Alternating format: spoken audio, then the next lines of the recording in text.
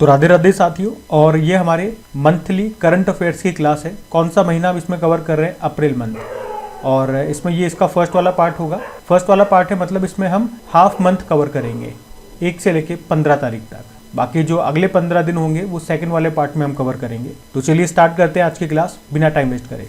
तो सबसे पहले तो इंपॉर्टेंट क्वेश्चन मार्क कर लें आप इसको। ये एग्जाम में पूछे जाने वाला प्रश्न है कि अभी किसे प्रधानमंत्री नरेंद्र मोदी का निजी सचिव, पर्सनल सेक्रेटरी या प्राइवेट सेक्रेटरी आप बोल दो, ये नियुक्त किया गया। तो इसका सही उत्तर हो जाएगा निधि तिवारी को। ये निधि तिवारी अभी तक prime minister office, PMO office में डेप्यूटी सेक्रेटरी के रूप में, उप सचिव के रूप में काम कर रही थी, लेकिन अभी इनको प्रधानमंत्री नरेंद्र मोदी का पर्सनल सेक्रेटरी, निजी सचिव नियुक्त कर दिया गया। तो इनका नाम आपको याद रखना है। अभी कुछ दिन पहले हमने पढ़ा था प्रधानमंत्री नरेंद्र मोदी के अभी प्रिंसिपल सेक्रेटरी, प्रधान सचिव बनाए गए थे। कौन? शक्तिकांत दास, जो कि आरबीआई के पूर्व गवर्नर हैं। लेकिन इनके पास ऑलरेडी एक और प्रधान सचिव है, प्रिंसिपल सेक्रेटरी, उनका नाम है पीके मिश्रा। ठीक है, तो ये ध्यान में रखना। अगला देखते हैं। तो अगले में क्या पूछ रहे हैं? अभी छठा बिम्स्टेक समिट, इसकी मेजबानी किसने की?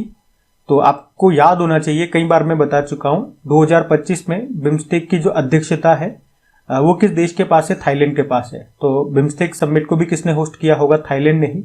याद रखना कौन से नंबर का है? 6th नंबर की इसकी बैठक हुई है। ठीक है, तो बिम्स्टेक समिट की हम बात कर रहे हैं। 2025 में इसका छठा संस्करण हुआ।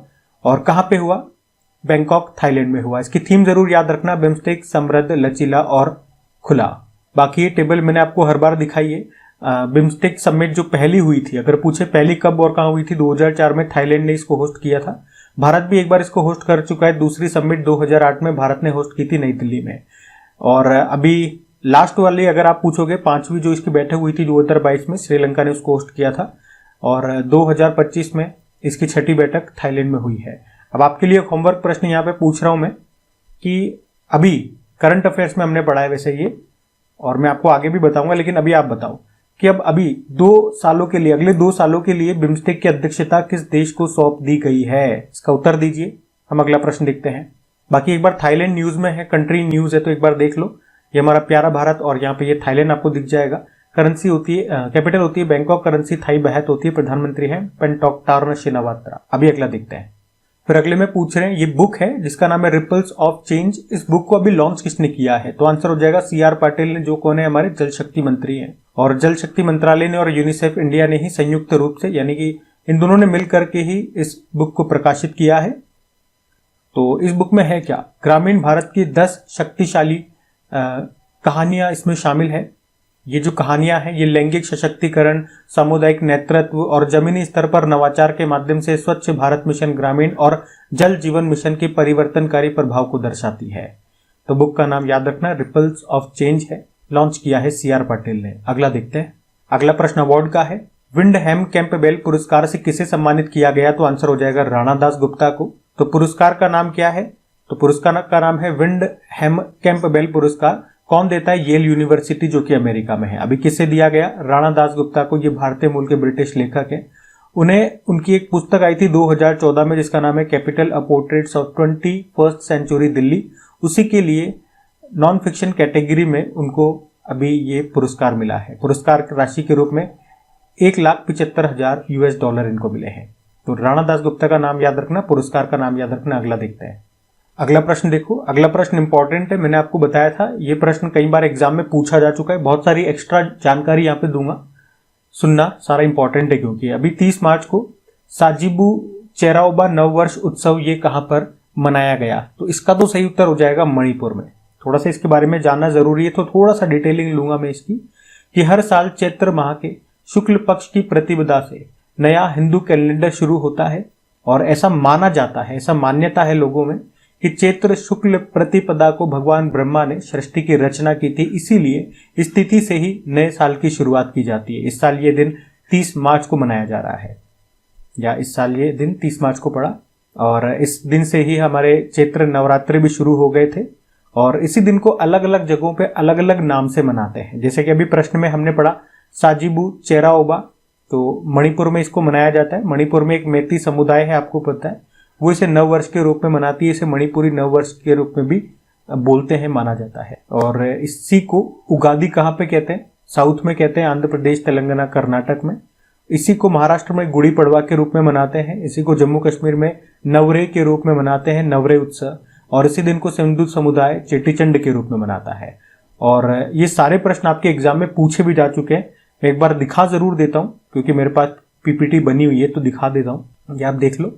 यहाँ पे मणिपुरी नववर्ष ये एग्जाम में पूछा गया प्रश्न है, और उगादी वाला भी एग्जाम में पूछा गया प्रश्न है, गुड़ी पड़वा एग्जाम में पूछा गया प्रश्न है, नवरे एग्जाम में पूछा गया प्रश्न है। ठीक है, तो ये सारे जो मैंने आपको बताया एग्जाम में पूछे गए प्रश्न है, तो याद रखना इंपॉर्टेंट है। मणिपुर की कैपिटल इम्फाल, अजय कुमार भल्ला यहाँ के गवर्नर है, राष्ट्रपति शासन लगा हुआ है। एन बीरेन सिंह थे, उन्होंने इस्तीफा दे दिया था। अगला देखते हैं। फिर अगला देखो, अभी परमाणु मिशन के तहत भारत ने वर्ष 2047 तक कितनी परमाणु ऊर्जा उत्पादन क्षमता स्थापित करने का लक्ष्य रखा है? तो सही उत्तर हो जाएगा 100 गीगावाट। तो अभी प्रधानमंत्री नरेंद्र मोदी जी की अगुवाई में भारत ने अभी परमाणु मिशन, न्यूक्लियर मिशन की शुरुआत की है, जिसका उद्देश्य है 2047 तक 100 गीगावाट परमाणु ऊर्जा का उत्पादन करना है, और ये देश की कुल ऊर्जा जरूरत का 10% पूरा करेगा। ठीक है, तो ये याद रखना, टारगेट कितना है? 100 गीगावाट का है। अगला देखते हैं। फिर अगले में क्या पूछ रहे हैं, अभी FIH जूनियर पुरुष हॉकी वर्ल्ड कप 2025 की मेजबानी कौन करेगा? तो आंसर हो जाएगा तमिलनाडु। भारत करेगा। प्रश्न ऐसे भी आ सकता है कौन सा देश करेगा, तो भारत, और भारत में भी कौन? तमिलनाडु करेगा। तमिलनाडु में भी कहां पे? चेन्नई और मदुरई में होगा। इस बार ये इसका 14th नंबर का एडिशन होगा, इस साल के एंड में, नवंबर दिसंबर में ये होगा। और वैसे मैं यहाँ पे पूरी टेबल लगा दी, आप देख सकते हो कि भारत चौथी बार इसे होस्ट कर रहा है। भारत पहले कब इसे होस्ट कर चुका है, आप देख सकते हैं। एक तो ये 2013 में भारत ने होस्ट किया था, 2016 में भारत ने होस्ट किया था, 2021 वाला एडिशन हमने होस्ट किया था, अब 2025 में हम इसे होस्ट कर रहे हैं। भारत अभी तक कितनी बार इसे जीत चुका है? 2 बार जीत चुका है। एक तो ये 2021 वाला एडिशन, 2001 वाला, और ये 2016 वाला एडिशन हमने जीता था। ठीक है, तो ये सब ध्यान में रखना। अगला देखते हैं। फिर अगले में पूछ रहे भी, अंतर्राष्ट्रीय योग दिवस 2025 की थीम क्या घोषित की गई है? सही उत्तर हो जाएगा एक पृथ्वी एक स्वास्थ्य के लिए योग। तो वैसे तो आप जानते हो इसे हम मनाते कब है? योगा दिवस को 21 जून को मनाया जाता है, पहली बार 2015 में मनाया जाता है, ये सब आप जानते हो। लेकिन अभी मोदी जी ने जो उनका मन की बात कार्यक्रम होता है, उसी में इस बार का जो ये योगा दिवस है उसकी थीम उन्होंने घोषित कर दी है, तो वो याद रखनी पड़ेगी हमें। क्या है? Yoga for one earth one health. अगला देखते हैं। अच्छा, ये एक प्रश्न मैंने आपसे पूछा था डेली करंट अफेयर्स में कि किस राज्य ने वैश्विक योग केंद्र बनने के लिए भारत की पहली योग नीति लॉन्च की थी? तो इसका सही उत्तर हो जाएगा उत्तराखंड। याद रखना। अगला देखते हैं। अगला प्रश्न भी अच्छा प्रश्न है कि अभी भारत और किस देश के बीच में त्रिसेवा अभ्यास टाइगर ट्रियम्फ 2025 का आयोजन किया गया? तो इसका सही उत्तर हो जाएगा अमेरिका। त्रिसेवा मतलब हो जाता है ट्राई सर्विस, मतलब इसमें दोनों देशों की तीनों सेनाओं ने, जल सेना, थल सेना और वायुसेना, इन तीनों ने हिस्सा लिया है। तो कौन सी एक्सरसाइज है? टाइगर ट्रियम्फ है, ट्राई सर्विस एक्सरसाइज है। इस बार चौथा संस्करण हुआ भारत और अमेरिका के बीच में। कहां पे हुआ? आंध्र प्रदेश के विशाखापत्तनम में और बंगाल की खाड़ी में। और इसका जो उद्घाटन समारोह है, INS जलाश्व जो हमारा जहाज है, वहां पे इसका आयोजन किया गया। वैसे भारत की तरफ से INS जलाश्व, INS घड़ियाल, INS मुंबई, INS शक्ति, एक समुद्र टोही विमान P-8I और एक परिवहन विमान C-130 और MI-17 हेलीकॉप्टर्स, इन सब ने इस एक्सरसाइज में हिस्सा लिया। ठीक है, कौन सा? टाइगर ट्रियम्फ याद रखना, भारत और अमेरिका के बीच में हुआ। कहां पे हुआ ये याद रखना, कौन सा एडिशन है। ठीक है, अगला देखते हैं। फिर अगले में देखो कि 2025 में पुरुष एशिया कप हॉकी प्रतियोगिता ये कहां पर होगी? तो सही उत्तर हो जाएगा भारत इसको होस्ट करेगा, तो हमारे लिए इंपॉर्टेंट हो जाता है। Men's Asia cup hockey tournament 2025 इस बार 12वां संस्करण होगा, भारत होस्ट करेगा। भारत में भी कहां पे? राजगीर, बिहार में जो राजगीर हॉकी स्टेडियम है वहां पे इसका आयोजन होगा। अगस्त सितंबर में होगा इस साल। ठीक है, तो कौन सा टूर्नामेंट ये जरूर याद रखना, क्योंकि हॉकी से ही संबंधित अभी पीछे भी एक प्रश्न हमने देखा था, तो इस तरह के बहुत सारे टूर्नामेंट होते हैं। टूर्नामेंट कौन सा ये जरूर याद रखना है ना। और ये भी एक पॉइंट और याद रख लो कि 2026 में जो FIH men's hockey world cup होंगे वो कहां पे होंगे? बेल्जियम और नीदरलैंड में होंगे। ठीक है, अगला प्रश्न देखते हैं। फिर देखो अगला प्रश्न मोस्ट इंपॉर्टेंट, मार्क कर लो, लिख लो, एग्जाम में आएगा, मेरे एग्जाम में ये प्रश्न आएगा, ये लिख लो। क्या है प्रश्न? अभी राष्ट्रमंडल राष्ट्रों की महासचिव बनने वाली पहली अफ्रीकी महिला कौन बन गई है? तो सही उत्तर क्या हो जाएगा इसका? शर्ली बोचवे ये बन गई है। तो राष्ट्रमंडल राष्ट्रों का महासचिव अभी शर्ली बोचवे को बनाया गया है। और आप कह सकते हो इस पद पर आने वाली वो पहली अफ्रीकी महिला है, इसलिए प्रश्न इंपॉर्टेंट है। अच्छा, ये किनका स्थान लेंगी? तो ये डोमिनिका की पेट्रिसिया स्कॉटलैंड का स्थान लेंगी, जो इस पद पर आने वाली पहली महिला थी। और ये इस पद पर आने वाली पहली अफ्रीकी महिला है। अफ्रीकी महाद्वीप से कोई पहली महिला आ रही है। ठीक है, अंतर समझ में आ रहा है ना? वैसे तो वो इस पद पर आने वाली 7वीं व्यक्ति है, 7वें नंबर की सेक्रेटरी जनरल है। इनका कार्यकाल 4 साल का रहेगा। और ये है किस देश की, ये भी जरूर याद रखना किस देश की, घाना देश की है। देश वाले प्रश्न भी पूछे जाते हैं। और कॉमनवेल्थ का सेक्रेटरी जनरल अभी तक एक बार कोई भारतीय बन चुके हैं, तो उनका नाम भी मैं आपको बता दूं। वो 5वें नंबर के सेक्रेटरी जनरल बने थे भारत से, नाम है उनका कमलेश शर्मा। अभी 7वें नंबर की बन गई है घाना की शर्ली। राष्ट्रमंडल की बात करें कॉमनवेल्थ नेशंस की, इसमें सदस्य देश 56 होते हैं। इसमें मुख्य रूप से वो देश आते हैं जो कभी न कभी ब्रिटिश साम्राज्य के अधीन रहे हों, ब्रिटिशर्स ने उनपे शासन किया हो। लेकिन इसमें कुछ अपवाद भी है, एक्सेप्शन। 4 देश हैं जिन पे कभी ब्रिटिश लोगों ने शासन नहीं किया, राज नहीं किया, लेकिन फिर भी वो इसके सदस्य हैं। कौन कौन से हैं वो देश? मोजाम्बिक, रवांडा, गेबोन और टोगो। मुख्यालय इसका लंदन यूके में है। तो ये याद रखना सारे पॉइंट्स। अगला देखते हैं। ये भी देख लो एक प्रश्न कि अभी सीनियर एशियाई कुश्ती चैंपियनशिप 2025 हुई थी, कहां पर हुई थी, यही तो पूछ रहे हैं। तो आंसर हो जाएगा अम्मान में, जॉर्डन की कैपिटल अम्मान में। बात कर रहे हैं सीनियर एशियन रेसलिंग चैंपियनशिप 2025, 21वां संस्करण हुआ था, कहां पे? जॉर्डन के अम्मान में हुआ था। और इसमें भारत ने टोटल 10 मेडल जीते, जिसमें 1 गोल्ड है, 3 सिल्वर है और 6 ब्रॉन्ज है। ये गोल्ड वाला याद रख लो कि गोल्ड किसने जीता? मनीषा भानवाल ने जीता, जो महिला है 62 किलोग्राम कैटेगरी में। ठीक है, किसमें? सीनियर एशियन रेसलिंग चैंपियनशिप में।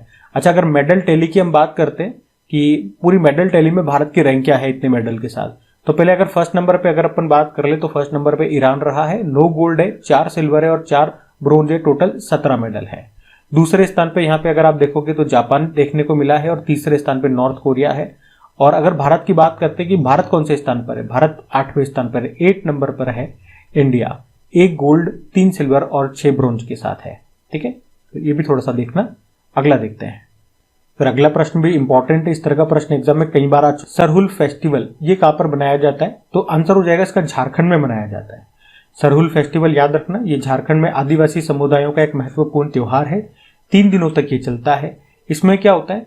सरहुल का मतलब होता है साल वृक्ष, तो इसमें साल वृक्ष की पूजा की जाती है, क्योंकि वहां के जो आदिवासी समुदाय जो इस त्योहार को मनाते हैं उनका मानना है कि साल जो वृक्ष है, ये सरना जो माताजी है, सरना माँ, उनका निवास स्थान होता है। वो माताजी, वो माँ गांव को प्राकृतिक आपदाओं से बचाने वाली देवी है, तो इसीलिए वो उनके निवास स्थान को यानी कि साल वृक्ष की यहाँ पे पूजा करते हैं, साल वृक्ष की पूजा करते हैं। ये त्योहार सूर्य और पृथ्वी के मिलन का प्रतीक के रूप में भी माना जाता है। और ये जो साल वृक्ष है, ये याद रखना एज ए स्टैटिक, ये झारखंड और छत्तीसगढ़ का राजकीय वृक्ष है, स्टेट ट्री। ठीक है, तो कौन सा फेस्टिवल है? सरहुल फेस्टिवल झारखंड में मनाते हैं, याद रखना। अगला प्रश्न बुक से है, the great conciliator Lal Bahadur Shastri and the transformation of India. इस बुक को किसने लिखा है? सही उत्तर हो जाएगा संजीव चोपड़ा ने लिखा है। तो मतलब लाल बहादुर शास्त्री जी के बारे में इसमें बताया गया है। मुगल सराय में जब उनका जन्म हुआ था और उनके दूसरे प्रधानमंत्री थे ना, ये हमारे दूसरे प्रधानमंत्री तक बनने तक का इनका जो सफर रहा, उसके बारे में इसमें चर्चा की गई है। संजीव चोपड़ा ऑथर है और बुक का नाम याद रखना। अगला देखते हैं। फिर अगले में पूछ रहे हैं कि अभी मियामी ओपन 2025 का खिताब किसने जीत लिया है? वुमेन्स सिंगल टाइटल होना चाहिए, वैसे ऑप्शन सारे महिलाओं के ही हैं, तो वुमेन सिंगल ही पूछ रहे हैं। तो सही उत्तर हो जाएगा इसका आर्यना सबालेंका। अच्छा, आर्यना सबालेंका, एक तो ये याद रखना, ये महिलाओं की जो नंबर 1 टेनिस प्लेयर है, महिलाओं में नंबर 1 टेनिस प्लेयर है आर्यना सबालेंका। दूसरा प्रश्न आ जाएगा ये किस देश की है? तो ये बेलारूस की है। और अभी इन्होंने यहाँ पे किसको हरा करके? जेसिका पेगुला, जो कि यूएसए की टेनिस प्लेयर है, इनको हरा करके इन्होंने मियामी ओपन 2025 में वुमेन सिंगल का टाइटल जीत लिया। अब आप लोग मुझे बताओ इसमें मेन सिंगल का टाइटल किसने जीता है? आगे बताऊंगा वो प्रश्न मैं आपको, लेकिन अगर आपको पता है तो बताइए, क्योंकि करंट अफेयर्स में अभी मैं आपको बता चुका हूँ, डेली करंट अफेयर्स वाली क्लास में। तो अभी आप बताओ, हम अगला देखते हैं। अगला प्रश्न देखो, विश्व ऑटिज्म जागरूकता दिवस, वर्ल्ड ऑटिज्म अवेयरनेस डे कब मनाया जाता है? तो ये हर साल 2 अप्रैल को मनाया जाता है। तो हर साल 2 अप्रैल को world autism awareness day, autism के बारे में जागरूकता बढ़ाने के लिए इसको मनाते हैं। थीम याद रखना, थीम क्या है? न्यूरो डाइवर्सिटी को आगे बढ़ाना और संयुक्त राष्ट्र सतत विकास लक्ष्य है। Advancing neuro diversity and the United nation sustainable development goal इसकी थीम है।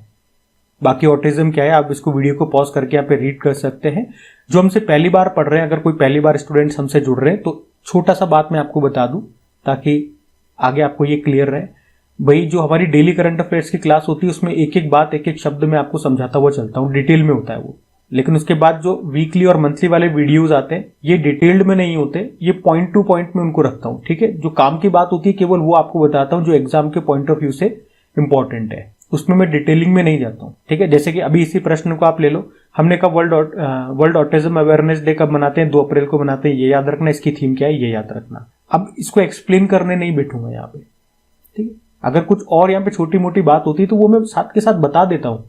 हर तरह का क्वेश्चन हम इसमें टच करते हैं तो ऊपर नीचे किसी में ज्यादा किसी में कम किसी में ज्यादा इस तरह से लेकर के मैं आप चलता हूं ताकि हम ज्यादा से ज्यादा इंपॉर्टेंट क्वेश्चन इसमें कवर कर सके कम से कम समय में। डिटेलिंग के लिए हम डेली करंट अफेयर्स की क्लास करते हैं और इसके बाद इससे भी एक शॉर्ट वीडियो आता है 1 लाइनर वाला, जिसमें तो क्वेश्चन होता है और आंसर होता है, क्वेश्चन आंसर होता है बस। उसमें पॉइंट टू पॉइंट भी डिस्कस नहीं करता हूं, उसको और कम समय में हम ज्यादा से ज्यादा क्वेश्चन कवर कर लेते हैं। लास्ट जो टचअप होता है ना उस तरह का वो वीडियो होता है, ठीक है। भैया आप नए स्टूडेंट हो तो पूछो नहीं कि एक्सप्लेन करो ये करो, तो इसलिए मेरे को बताना जरूरी था। अगला देखते हैं अभी। अच्छा, फिर अगला प्रश्न देखो जीआई टैग वाला है कि प्रसिद्ध सोदागिरी ब्लॉक प्रिंट को भी जीआई टैग मिला है, इसका संबंध किससे है? तो इसका सही उत्तर हो जाएगा अहमदाबाद से। तो जमालपुर अहमदाबाद में जो सोदागिरी ब्लॉक प्रिंट है अभी उसी को जीआई टैग दिया गया है। सोदागिरी ब्लॉक प्रिंट है क्या? ये प्राचीन कपड़ा छपाई तकनीक है। अहमदाबाद में लगभग 300 वर्षों से ये प्रचलित है और अभी इसी को जीआई टैग दिया गया। ये पॉइंट याद रख लेना, ये लाइन कि चीपा समुदाय ने इस कला को संरक्षित और निखारने में महत्वपूर्ण भूमिका निभाई है। चीपा समुदाय, ठीक है। अगला देखते हैं। फिर अगले में पूछ रहे हैं अभी उगादी पुरस्कार से किसे सम्मानित किया गया? तो आंसर होगा मायना स्वामी को। तो आंध्र प्रदेश सरकार ने ये पुरस्कार दिया है किसे? प्रसिद्ध इतिहासकार और पुरातात्विद हैं, क्या नाम है? मायना स्वामी। तो ऐतिहासिक अनुसंधान और सामाजिक सेवा में उनके योगदान के लिए उनको ये उगादी पुरस्कार दिया है। किसने? आंध्र प्रदेश सरकार ने। अगला देखते हैं। अगला प्रश्न ये फिर से जीआई टैग वाला आ गया कि अभी किस राज्य के कुंभकोणम पान के पत्ते और थोवलाई फूलमाला को जीआई टैग मिला? तो इसका सही उत्तर हो जाएगा तमिलनाडु। तो तमिलनाडु के तंजावुर में कुंभकोणम पान के पत्तों को और कन्याकुमारी के थोवलाई फूलमाला को भी जीआई टैग मिला है। इस तरह से आप देखोगे तो अब तमिलनाडु में जीआई टैग उत्पादों की संख्या कितनी हो गई है? 62 हो गई है, ठीक है। तो ये ध्यान में रखना। अगला देखते हैं। अच्छा, पूछूं पहली बार जीआई टैग किसे मिला था? तो वो भी देख लो। ये एक्ट 1999 का पहली बार लागू हुआ 2003 में, पहली बार 2004-05 में मिला था। दार्जिलिंग टी को पश्चिम बंगाल की है। 10 सालों के लिए ये वैलिड रहता है, 10 सालों के लिए मिलता है ये टैग। अगला देखते हैं अभी। अगला प्रश्न भी इंपॉर्टेंट रहेगा कि अभी आरबीआई की डेप्यूटी गवर्नर के रूप में किसे नियुक्त किया गया है? तो सही उत्तर हो जाएगा पूनम गुप्ता को। तो पूनम गुप्ता ये आरबीआई की अभी डेप्यूटी गवर्नर बन गई है। इन्होंने किनका स्थान लिया? तो माइकल पात्रा का स्थान लिया है। मैंने आपको बताया था आरबीआई में 4 डेप्यूटी गवर्नर होते हैं और 1 गवर्नर होते हैं। जो गवर्नर है वो तो अभी कुछ समय पहले नए बने थे। चलो आप बताओ नए गवर्नर का नाम क्या है? 26वें नंबर के बने थे वो शक्तिकांत दास के स्थान पे। ये तो आपको बताना है। बाकी 4 डेप्यूटी गवर्नर कौन कौन है वो मैं बता देता हूँ। एम राजेश्वर राव, टी रविशंकर, स्वामीनाथन जानकी रमन और अभी ये नई बन गई है पूनम गुप्ता। तो इनका नाम याद रखना। अगला देखते हैं। आरबीआई की स्टैटिक देख लो एक बार। स्थापना हुई थी 1 अप्रैल 1935 में और अभी 1 अप्रैल 2025 को इसने अपना 90वां स्थापना दिवस मनाया था। हेडक्वार्टर मुंबई में है। किस आयोग की सिफारिश पे इसकी स्थापना होती है? यंग हिल्टन आयोग। नेशनलाइजेशन राष्ट्रीयकरण हुआ 1 जनवरी 1949। नए गवर्नर मैंने आपसे पूछा था, आंसर होगा संजय मल्होत्रा। पहले British governor sir Osborne Smith और पहले इंडियन गवर्नर सीडी देशमुख थे। ये जरूर याद रखना। अगला देखते हैं। अगले में पूछ रहे हैं कि अभी भैया वंदना कटारिया जी ने संन्यास ले लिया, उनका संबंध किस खेल से है? तो सही उत्तर होगा हॉकी से उनका संबंध है। और ये पॉइंट इनसे याद रखना कि वे भारतीय महिला हॉकी के इतिहास में सबसे ज्यादा अंतर्राष्ट्रीय मैच खेलने वाली खिलाड़ी हैं। कितने मैचेस खेल चुकी हैं? 320। और इस तरह से 158 अंतर्राष्ट्रीय गोल भी कर चुकी हैं और ओलंपिक हॉकी इतिहास में हैट्रिक बनाने वाली पहली और एकमात्र भारतीय महिला खिलाड़ी बनी थी। कौन से ओलंपिक में? टोक्यो ओलंपिक 2020 में। 2022 में पद्मश्री मिला था, 2021 में अर्जुन अवार्ड मिला था और अभी इन्होंने रिटायरमेंट ले लिया अपने खेल से। तो वंदना कटारिया का नाम याद रखना, हॉकी से इनका संबंध है। अगला देखते हैं। देखो अगला प्रश्न में क्या पूछे, अभी हाल ही में किसने फ्रेम 2 मिशन को लॉन्च किया है? सही उत्तर हो जाएगा स्पेस एक्स ने, जो एलन मस्क की कंपनी है स्पेस एक्स, और इसी ने भी फ्रेम 2 मिशन को लॉन्च किया है। और इस मिशन के तहत एक अंतरिक्ष यान पृथ्वी के उत्तरी और दक्षिणी ध्रुव के ऊपर से यात्रा करेगा। मतलब ये उत्तरी मतलब ध्रुव मतलब नॉर्थ पोल और साउथ पोल के ऊपर से, और ये पृथ्वी की ध्रुवीय कक्षा में जाने वाला पहला मानव अंतरिक्ष मिशन है, इसलिए प्रश्न इंपॉर्टेंट होगा। और इस मिशन को नासा के केनेडी स्पेस सेंटर से भी लॉन्च किया गया। किस रॉकेट से? फॉल्कन 9 रॉकेट से। तो हमने कहा ये पृथ्वी के ध्रुव से गुजरने वाला पहला मानव अंतरिक्ष मिशन है। इसमें अंतरिक्ष में पहली बार एक्सरे का परीक्षण किया गया और माइक्रोग्रेविटी में मशरूम उगाने का पहला प्रयास भी इसमें किया जा रहा है। मिशन कमांडर इसमें चुन वोंग है। तो फ्रेम 2 मिशन याद रखना स्पेस एक्स ने लॉन्च किया। अगला देखते हैं। अब देखो अगले में क्या पूछ रहे हैं कि अभी केंद्र सरकार ने कब तक नक्सल मुक्त भारत बनाने की घोषणा की है? तो आंसर हो जाएगा मार्च 2026 तक। हमारे जो गृह मंत्री कौन, अमित शाह, भी उन्होंने कहा कि 31 मार्च 2026 तक हमारा लक्ष्य है देश को नक्सल मुक्त बनाना। उन्होंने साथ में ये भी बताया, ये डेटा भी याद रखना, कि सबसे ज्यादा जो नक्सल प्रभावित जो जिले हैं उनकी संख्या अभी देखा जाए तो 12 से घट करके कितनी हो गई है? 6 हो गई है। और ये 6 भी मुख्य रूप से आपको 3 राज्यों में मिलेंगे। कौन कौन से? वो छत्तीसगढ़, झारखंड, महाराष्ट्र। छत्तीसगढ़ में वो 4 जिले कौन कौन से हैं? बीजापुर, कांकेर, नारायणपुर और सुकमा। और झारखंड में पश्चिमी सिंहभूम और महाराष्ट्र में गढ़चिरौली, जहाँ पे ये नक्सल गतिविधियां ज्यादा होती है, जो सबसे ज्यादा प्रभावित है नक्सलियों से। लेकिन उन्होंने कहा खत्म कर देंगे मार्च 2026 तक। देखते हैं, अच्छी बातें खत्म कर दे तो अगला प्रश्न देखते हैं। देखो अगले में क्या पूछ रहे हैं, अभी जल संरक्षण के लिए भागीरथ एप्लीकेशन को किसने लॉन्च किया? तो सही उत्तर हो जाएगा उत्तराखंड ने लॉन्च किया। उत्तराखंड के मुख्यमंत्री कौन है? पुष्कर सिंह धामी। अभी इन्होंने ही जल संरक्षण अभियान 2025 के अंतर्गत धरा मेरा, नौला मेरा, गांव मेरा, प्रयास मेरा, इस थीम पर आधारित भागीरथ एप्लीकेशन को लॉन्च किया। तो इस एप्लीकेशन के जरिए लोग अपने क्षेत्र में जो महत्वपूर्ण और संकटग्रस्त जो जल स्रोत है, मतलब वाटर बॉडीज है, उनकी जानकारी आपस में शेयर कर पाएंगे और इस तरह से उन जल स्रोतों को, वाटर बॉडीज का वो संरक्षण कर पाएंगे। इसी के लिए भागीरथ ऐप को लॉन्च किया, याद रखना किसने? उत्तराखंड ने। अगला देखते हैं, वाटर कंजर्वेशन के लिए, है ना। अगला देखते हैं। तो देखो अगले में क्या पूछ रहे हैं, अभी IIM अहमदाबाद ने अपना पहला अंतर्राष्ट्रीय परिसर ये कहां पर शुरू करने की घोषणा की है? तो आंसर हो जाएगा दुबई।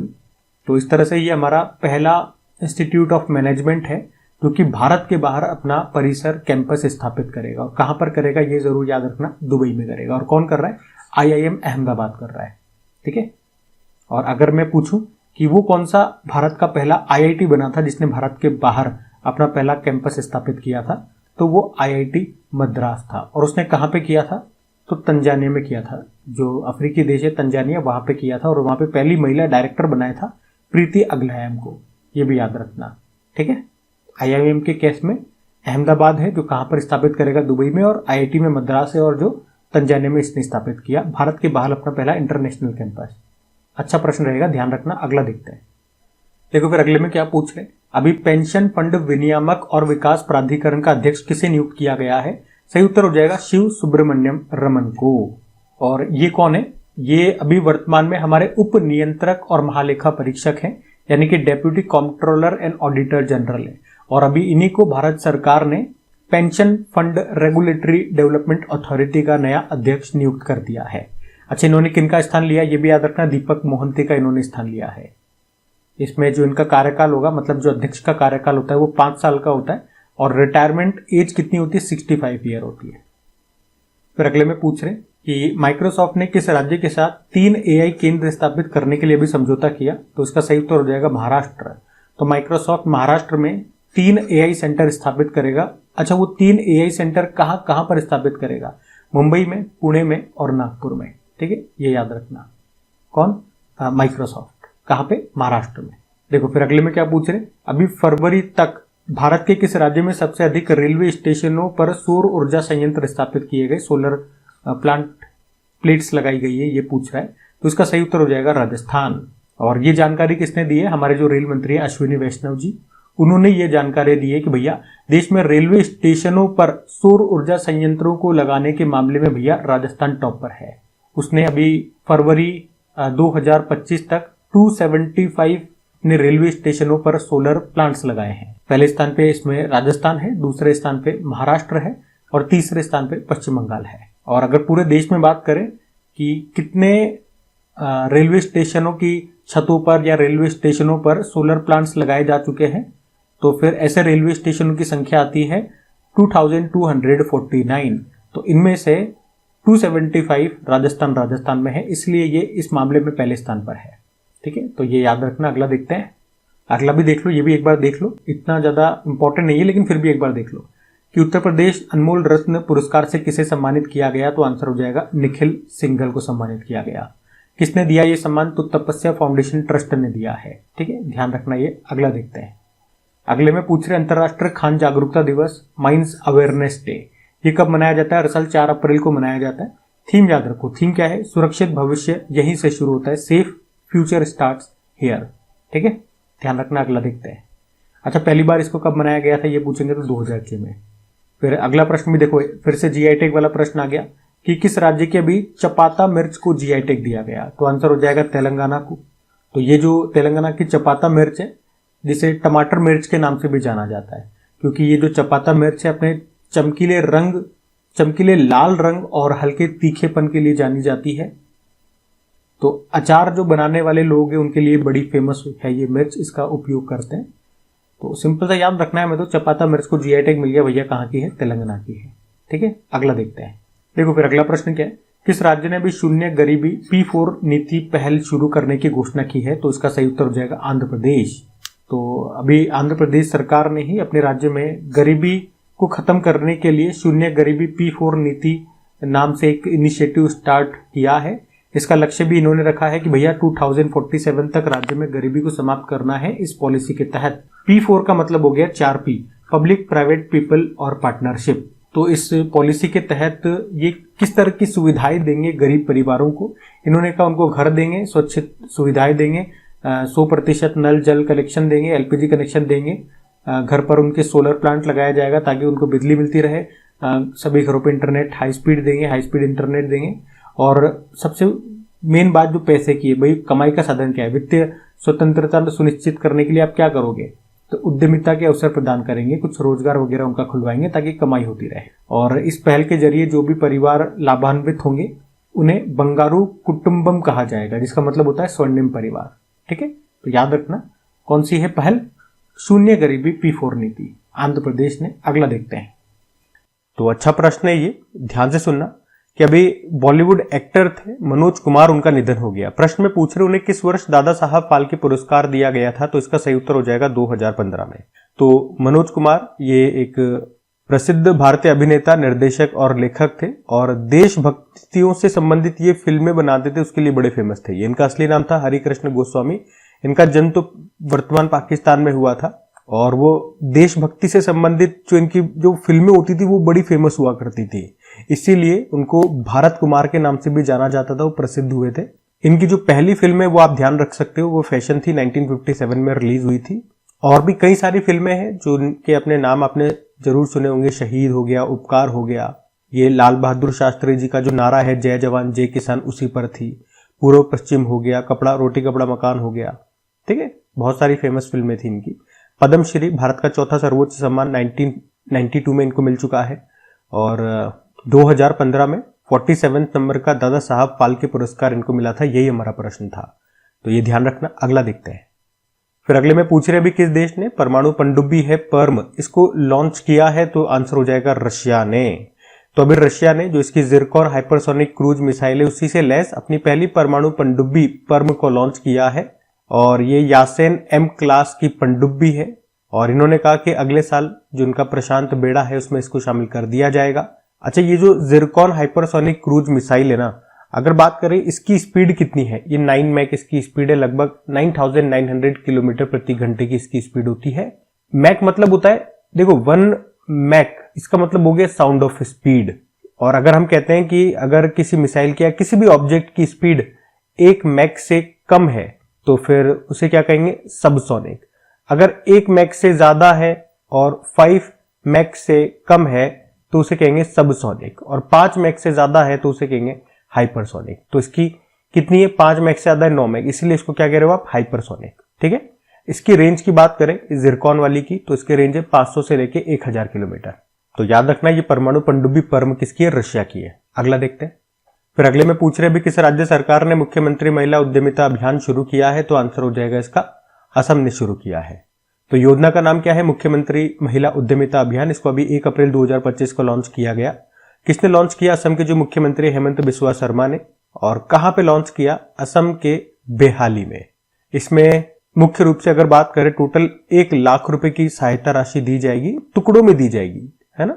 जैसे पहले साल 10,000 दे दिए, फिर दूसरे साल 25,000 दे दिए, तीसरे साल बचे हुए 50,000 दे दिए। और महिलाओं को मिलेंगे ये पैसे। वो महिलाएं कहां पे इन पैसों का इस्तेमाल कर सकती है, सूक्ष्म व्यवसायों में इस्तेमाल कर सकती है, कृषि और पशुधन में वो निवेश कर सकती है।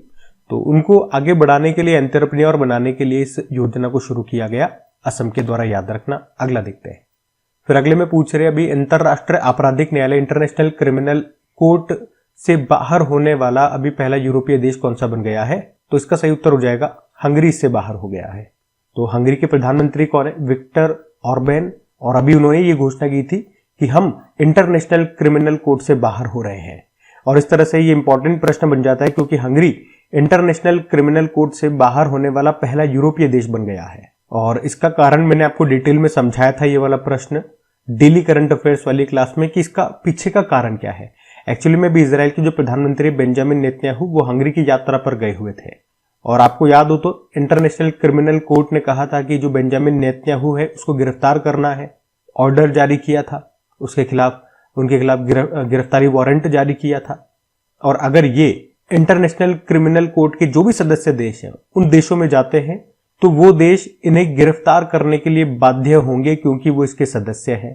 तो अब ये गए हंगरी इसका सदस्य है, तो उसके ऊपर दबाव है कि उन्हें, मतलब हंगरी को बेंजामिन नेतन्याहू को गिरफ्तार करना होगा। तो हंगरी ने कहा कि छोड़ो यार, ये काहे की टेंशन, हम तुमसे ही बाहर हो रहे हैं, न रहेगा बांस न बजेगी बांसुरी।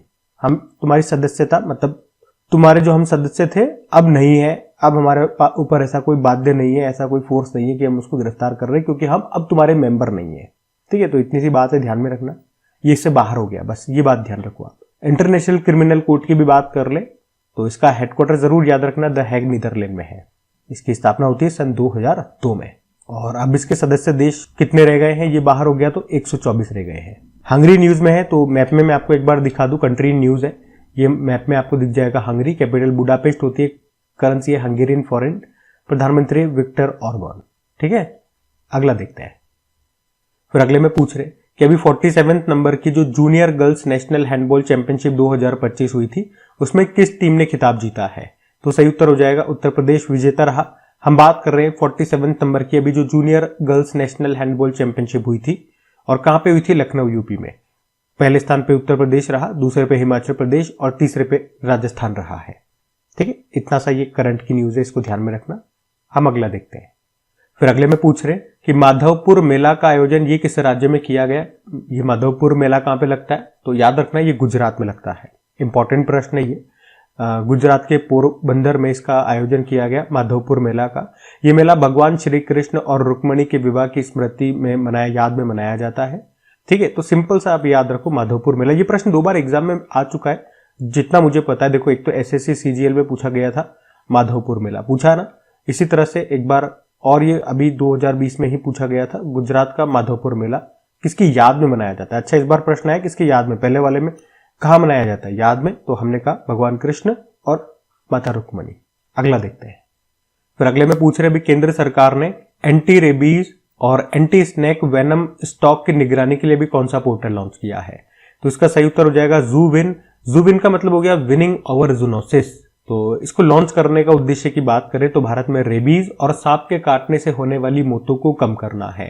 और कैसे किया जाएगा, मतलब मान लो मैं किसी हॉस्पिटल में गया या कोई भी एक व्यक्ति हॉस्पिटल में गया और उस हॉस्पिटल के पास रेबीज का टीका नहीं है, या सांप के काटने पर उसके जहर को रोकने के लिए जो टीका दिया जाता है वो उसके पास नहीं है, तो वो रियल टाइम में उसकी निगरानी कर सकता है कि भैया हमारे पास नहीं है, हमारे आसपास कोई हॉस्पिटल या कोई केंद्र है क्या जहां पर ये टीका रखा हुआ है, तो उसी का पता लगाएगा वो इस पोर्टल से जिसका नाम है ज़ूविन पोर्टल। तो यही कहा है ना कि रियल टाइम में एंटी रेबीज और एंटी स्नेक वेनम के टीके की निगरानी करने के लिए ये पोर्टल लॉन्च किया गया है। अच्छा, ज़ूविन से मिलता जुलता कुछ एक नाम याद आएगा आपको, यूविन। इसको गर्भवती महिलाओं, बच्चों को जो टीके लगाए जाते हैं उसके लिए लॉन्च किया गया था, और इसी तरह से कोविड के समय आया था कोविन। तो मिलते जुलते नाम है यूविन, कोविन, और अब आ गया ज़ूविन, ये ध्यान रखना। अगला देखते हैं। फिर अगले में पूछ रहे हैं, अभी केंद्रीय वाणिज्य एवं उद्योग मंत्री जी ने कहां पर स्टार्टअप महाकुंभ को शुरू किया था, उद्घाटन किया था? तो इसका तो सही उत्तर हो जाएगा नई दिल्ली में। और याद रखना है, ये भारत के स्टार्टअप इकोसिस्टम को सपोर्ट करने के उद्देश्य से इसका आयोजन किया जाता है, स्टार्टअप महाकुंभ का। अभी इसका आयोजन नई दिल्ली के भारत मंडपम में किया गया था। ये भारत के स्टार्टअप इकोसिस्टम का सबसे बड़ा इवेंट है। ठीक है, स्टार्टअप महाकुंभ कहां पर हुआ? नई दिल्ली में। अगला देखते हैं। फिर अगले में पूछ रहे, प्रधानमंत्री नरेंद्र मोदी को किस देश के सर्वोच्च सम्मान, जिसको कहते हैं मित्र विभूषण, से सम्मानित किया गया? तो सही उत्तर हो जाएगा श्रीलंका। आपको याद होगा, हमने पढ़ा भी था कि बैंकॉक में जो अप्रैल की स्टार्टिंग में बिम्स्टेक समिट हुई थी, 6 नंबर की बिम्स्टेक समिट हुई थी थाईलैंड के बैंकॉक में। तो उसे समाप्त करने के बाद प्रधानमंत्री नरेंद्र मोदी थाईलैंड से कहां चले गए? श्रीलंका चले गए। जब वो श्रीलंका गए तो श्रीलंका के कोलंबो में श्रीलंका के जो राष्ट्रपति है अनुराग कुमार दिसानायके, उन्होंने श्रीलंका का जो सर्वोच्च राजकीय सम्मान है, जिसे मित्र विभूषण कहते हैं, उससे सम्मानित किया प्रधानमंत्री नरेंद्र मोदी को।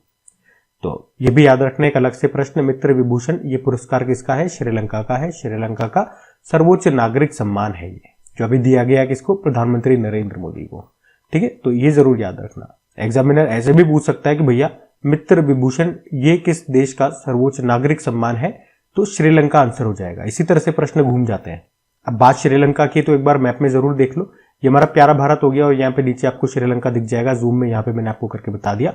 2 कैपिटल है, कमर्शियल कैपिटल कोलंबो हो गई, एडमिनिस्ट्रेटिव कैपिटल है श्री जयवर्धनेपुरम कोट्टे, करेंसी होती है श्रीलंकन रुपी, प्रेसिडेंट है अनुराग कुमार दिसानायके, और प्रधानमंत्री हरिनी अमरसूर्या। ध्यान रखना। ये अगला प्रश्न देखते हैं। फिर अगले में पूछ रहे, अभी अप्रैल में ही किस देश ने बिम्स्टेक की अध्यक्षता संभाल ली है? तो सही उत्तर हो जाएगा बांग्लादेश। अभी मैंने आपको बताया बिम्स्टेक की जो अध्यक्षता थी वो किसने की थी? थाईलैंड ने की थी। थाईलैंड के बैंकॉक में हुई थी। कौन से नंबर की बैठक थी? 6 नंबर की। और इस बैठक के समाप्त होने के बाद बिम्स्टेक की जो अध्यक्षता है वो अगले 2 सालों के लिए सौंप दी गई है बांग्लादेश को, कि भैया बांग्लादेश अब आप इसको होस्ट करोगे। ठीक है, तो इतनी सी बात आपको ध्यान रखनी है। बिम्स्टेक बार बार आ रहा है, तो एक बार बिम्स्टेक में आपको दिखा देता हूँ, मतलब बता देता हूँ। इसकी फुल फॉर्म देख लो पहले तो। Bay of Bengal initiative for multi sectoral technical and economic cooperation. स्थापना होती है 1997 में। हेडक्वार्टर ढाका में आपको मिल जाएगा। अध्यक्ष है इंद्रमणि पांडे। कौन कौन से इसके सदस्य देश है? बांग्लादेश, भूटान, इंडिया, म्यांमार, नेपाल, श्रीलंका और थाईलैंड। ये ध्यान रखना। अगला देखते हैं।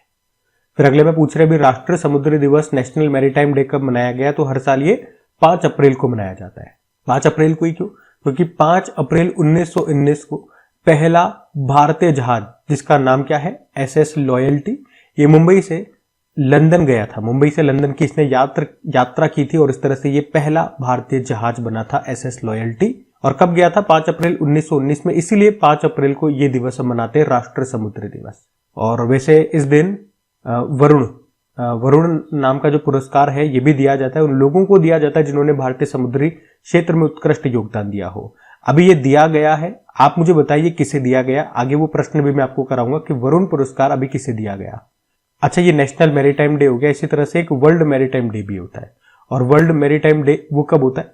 तो वो फिक्स नहीं होता एक्चुअली में, वो सितंबर के लास्ट थर्सडे को होता है। तो इस बार अगर आप देखोगे कि 2025 में वो दिवस हम कब मनाएंगे, तो 25 सितंबर को मनाएंगे। ये आप ध्यान रख सकते हो। अगला देखते हैं। फिर अगले में पूछ रहे हैं कि एशियन क्रिकेट काउंसिल का अध्यक्ष किसे नियुक्त किया गया है? तो आंसर हो जाएगा मोहसिन नकवी को बनाया गया। और मोहसिन नकवी कौन है? पहले भी मैं आपको बता चुका हूं, पाकिस्तान क्रिकेट बोर्ड के अध्यक्ष है, और अभी इन्हीं को एशियन क्रिकेट काउंसिल का नया अध्यक्ष नियुक्त किया गया है। और इन्होंने किनका स्थान लिया? शम्मी सिल्वा का स्थान लिया है, जो कि श्रीलंका क्रिकेट बोर्ड के अध्यक्ष है। अभी दिसंबर में ये इस पद पर आए थे, लेकिन 2-3 महीने काम करने के बाद वो रिटायर्ड हो गए, मतलब उनका कार्यकाल समाप्त हो गया। तो अब नए बन गए हैं कौन? मोहसिन नकवी, आपको नाम याद रखना है। और एशियन क्रिकेट काउंसिल की बात करें, स्थापना होती है 1983 में। हेडक्वार्टर आपको कोलंबो श्रीलंका में मिलेगा। अगला देखते हैं। फिर अगले में देखो कि किस राज्य ने अभी सन्ना बीएम योजना को शुरू किया है? तो इसको शुरू किया है तेलंगाना ने। तेलंगाना सरकार ने सन्ना बीएम नाम से एक योजना शुरू की है, जिसका उद्देश्य क्या है? गरीब नागरिकों को मुफ्त में हाई क्वालिटी वाले चावल उपलब्ध कराना। ये जो हाई क्वालिटी वाला जो राइस है, फाइन राइस, इसे तेलुगु में सन्ना बियम कहा जाता है। तो सन्ना बियम ये फाइन राइस यानी कि हाई क्वालिटी वाला चावल होता है। तो राज्य के जो भी पात्र राशन कार्ड धारक है उन हर व्यक्ति को हर महीने 6 किलो ये सुपर फाइन राइस मुफ्त में दिया जाएगा। ठीक है, तो सन्ना बियम ये किसने शुरू की है? तेलंगाना ने शुरू किया है। फिर अगले में पूछ रहे भी केंद्र सरकार ने आयुष्मान भारत प्रधानमंत्री जन आरोग्य योजना में शामिल होने वाला 35वां राज्य और केंद्र शासित प्रदेश कौन सा बन गया? तो आंसर हो जाएगा दिल्ली। तो अभी दिल्ली में आपको पता है बीजेपी की सरकार है, मुख्यमंत्री कौन है? रेखा गुप्ता है। तो जब बीजेपी की सरकार है तो बीजेपी की सारी योजनाएं तो ऑब्वियसली बातें वहां पे लागू होगी।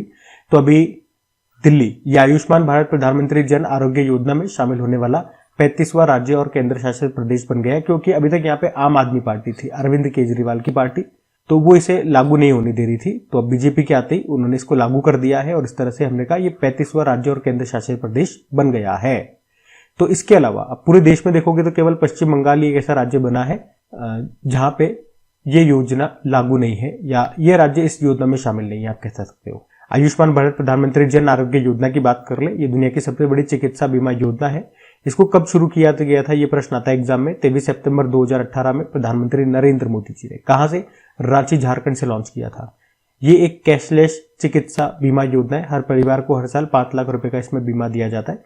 ये प्रश्न करंट अफेयर्स का है कि 2024 में सरकार ने इस योजना के तहत 70 वर्ष और उससे अधिक आयु के वरिष्ठ नागरिकों को शामिल किया है।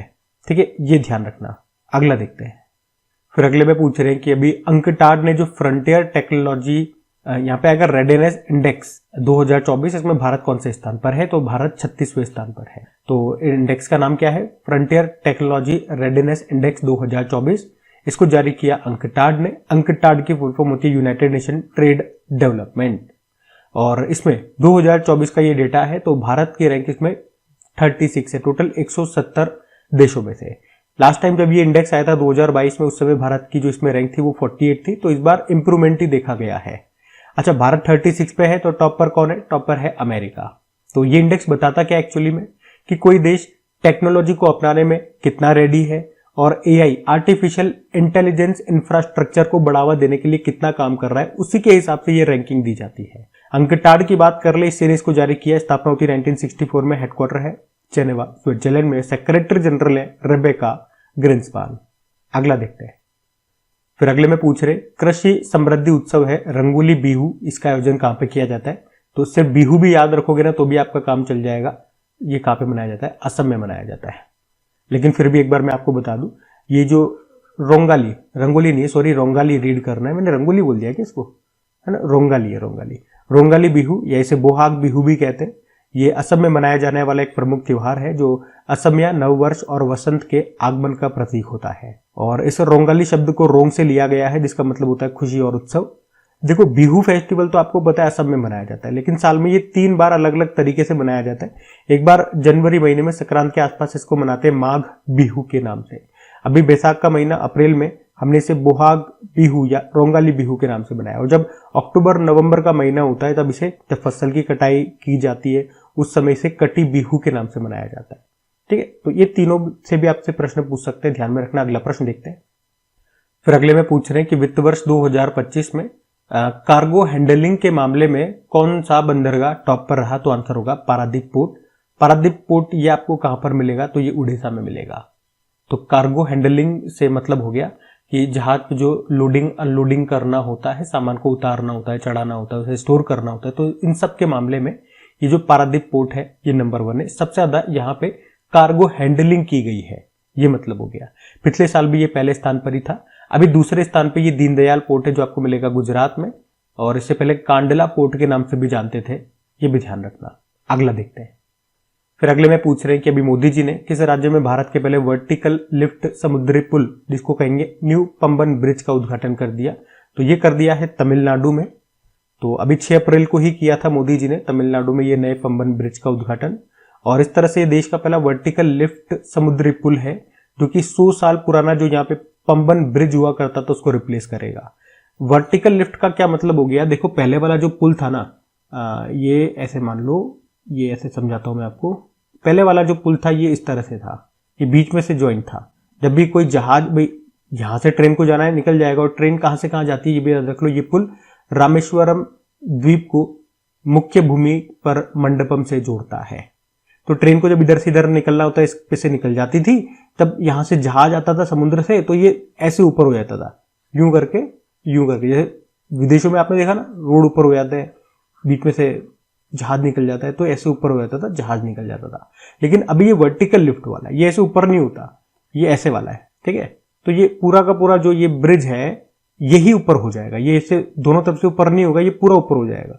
जब जहाज निकल जाएगा तो वापस ये यहाँ नीचे आ जाएगा, ठीक है। तो ये ऊपर उठने को ही वर्टिकल कहते हैं, तो इसीलिए इसको वर्टिकल लिफ्ट समुद्री पुल कहा है। ये देश का इस तरह का पहला है।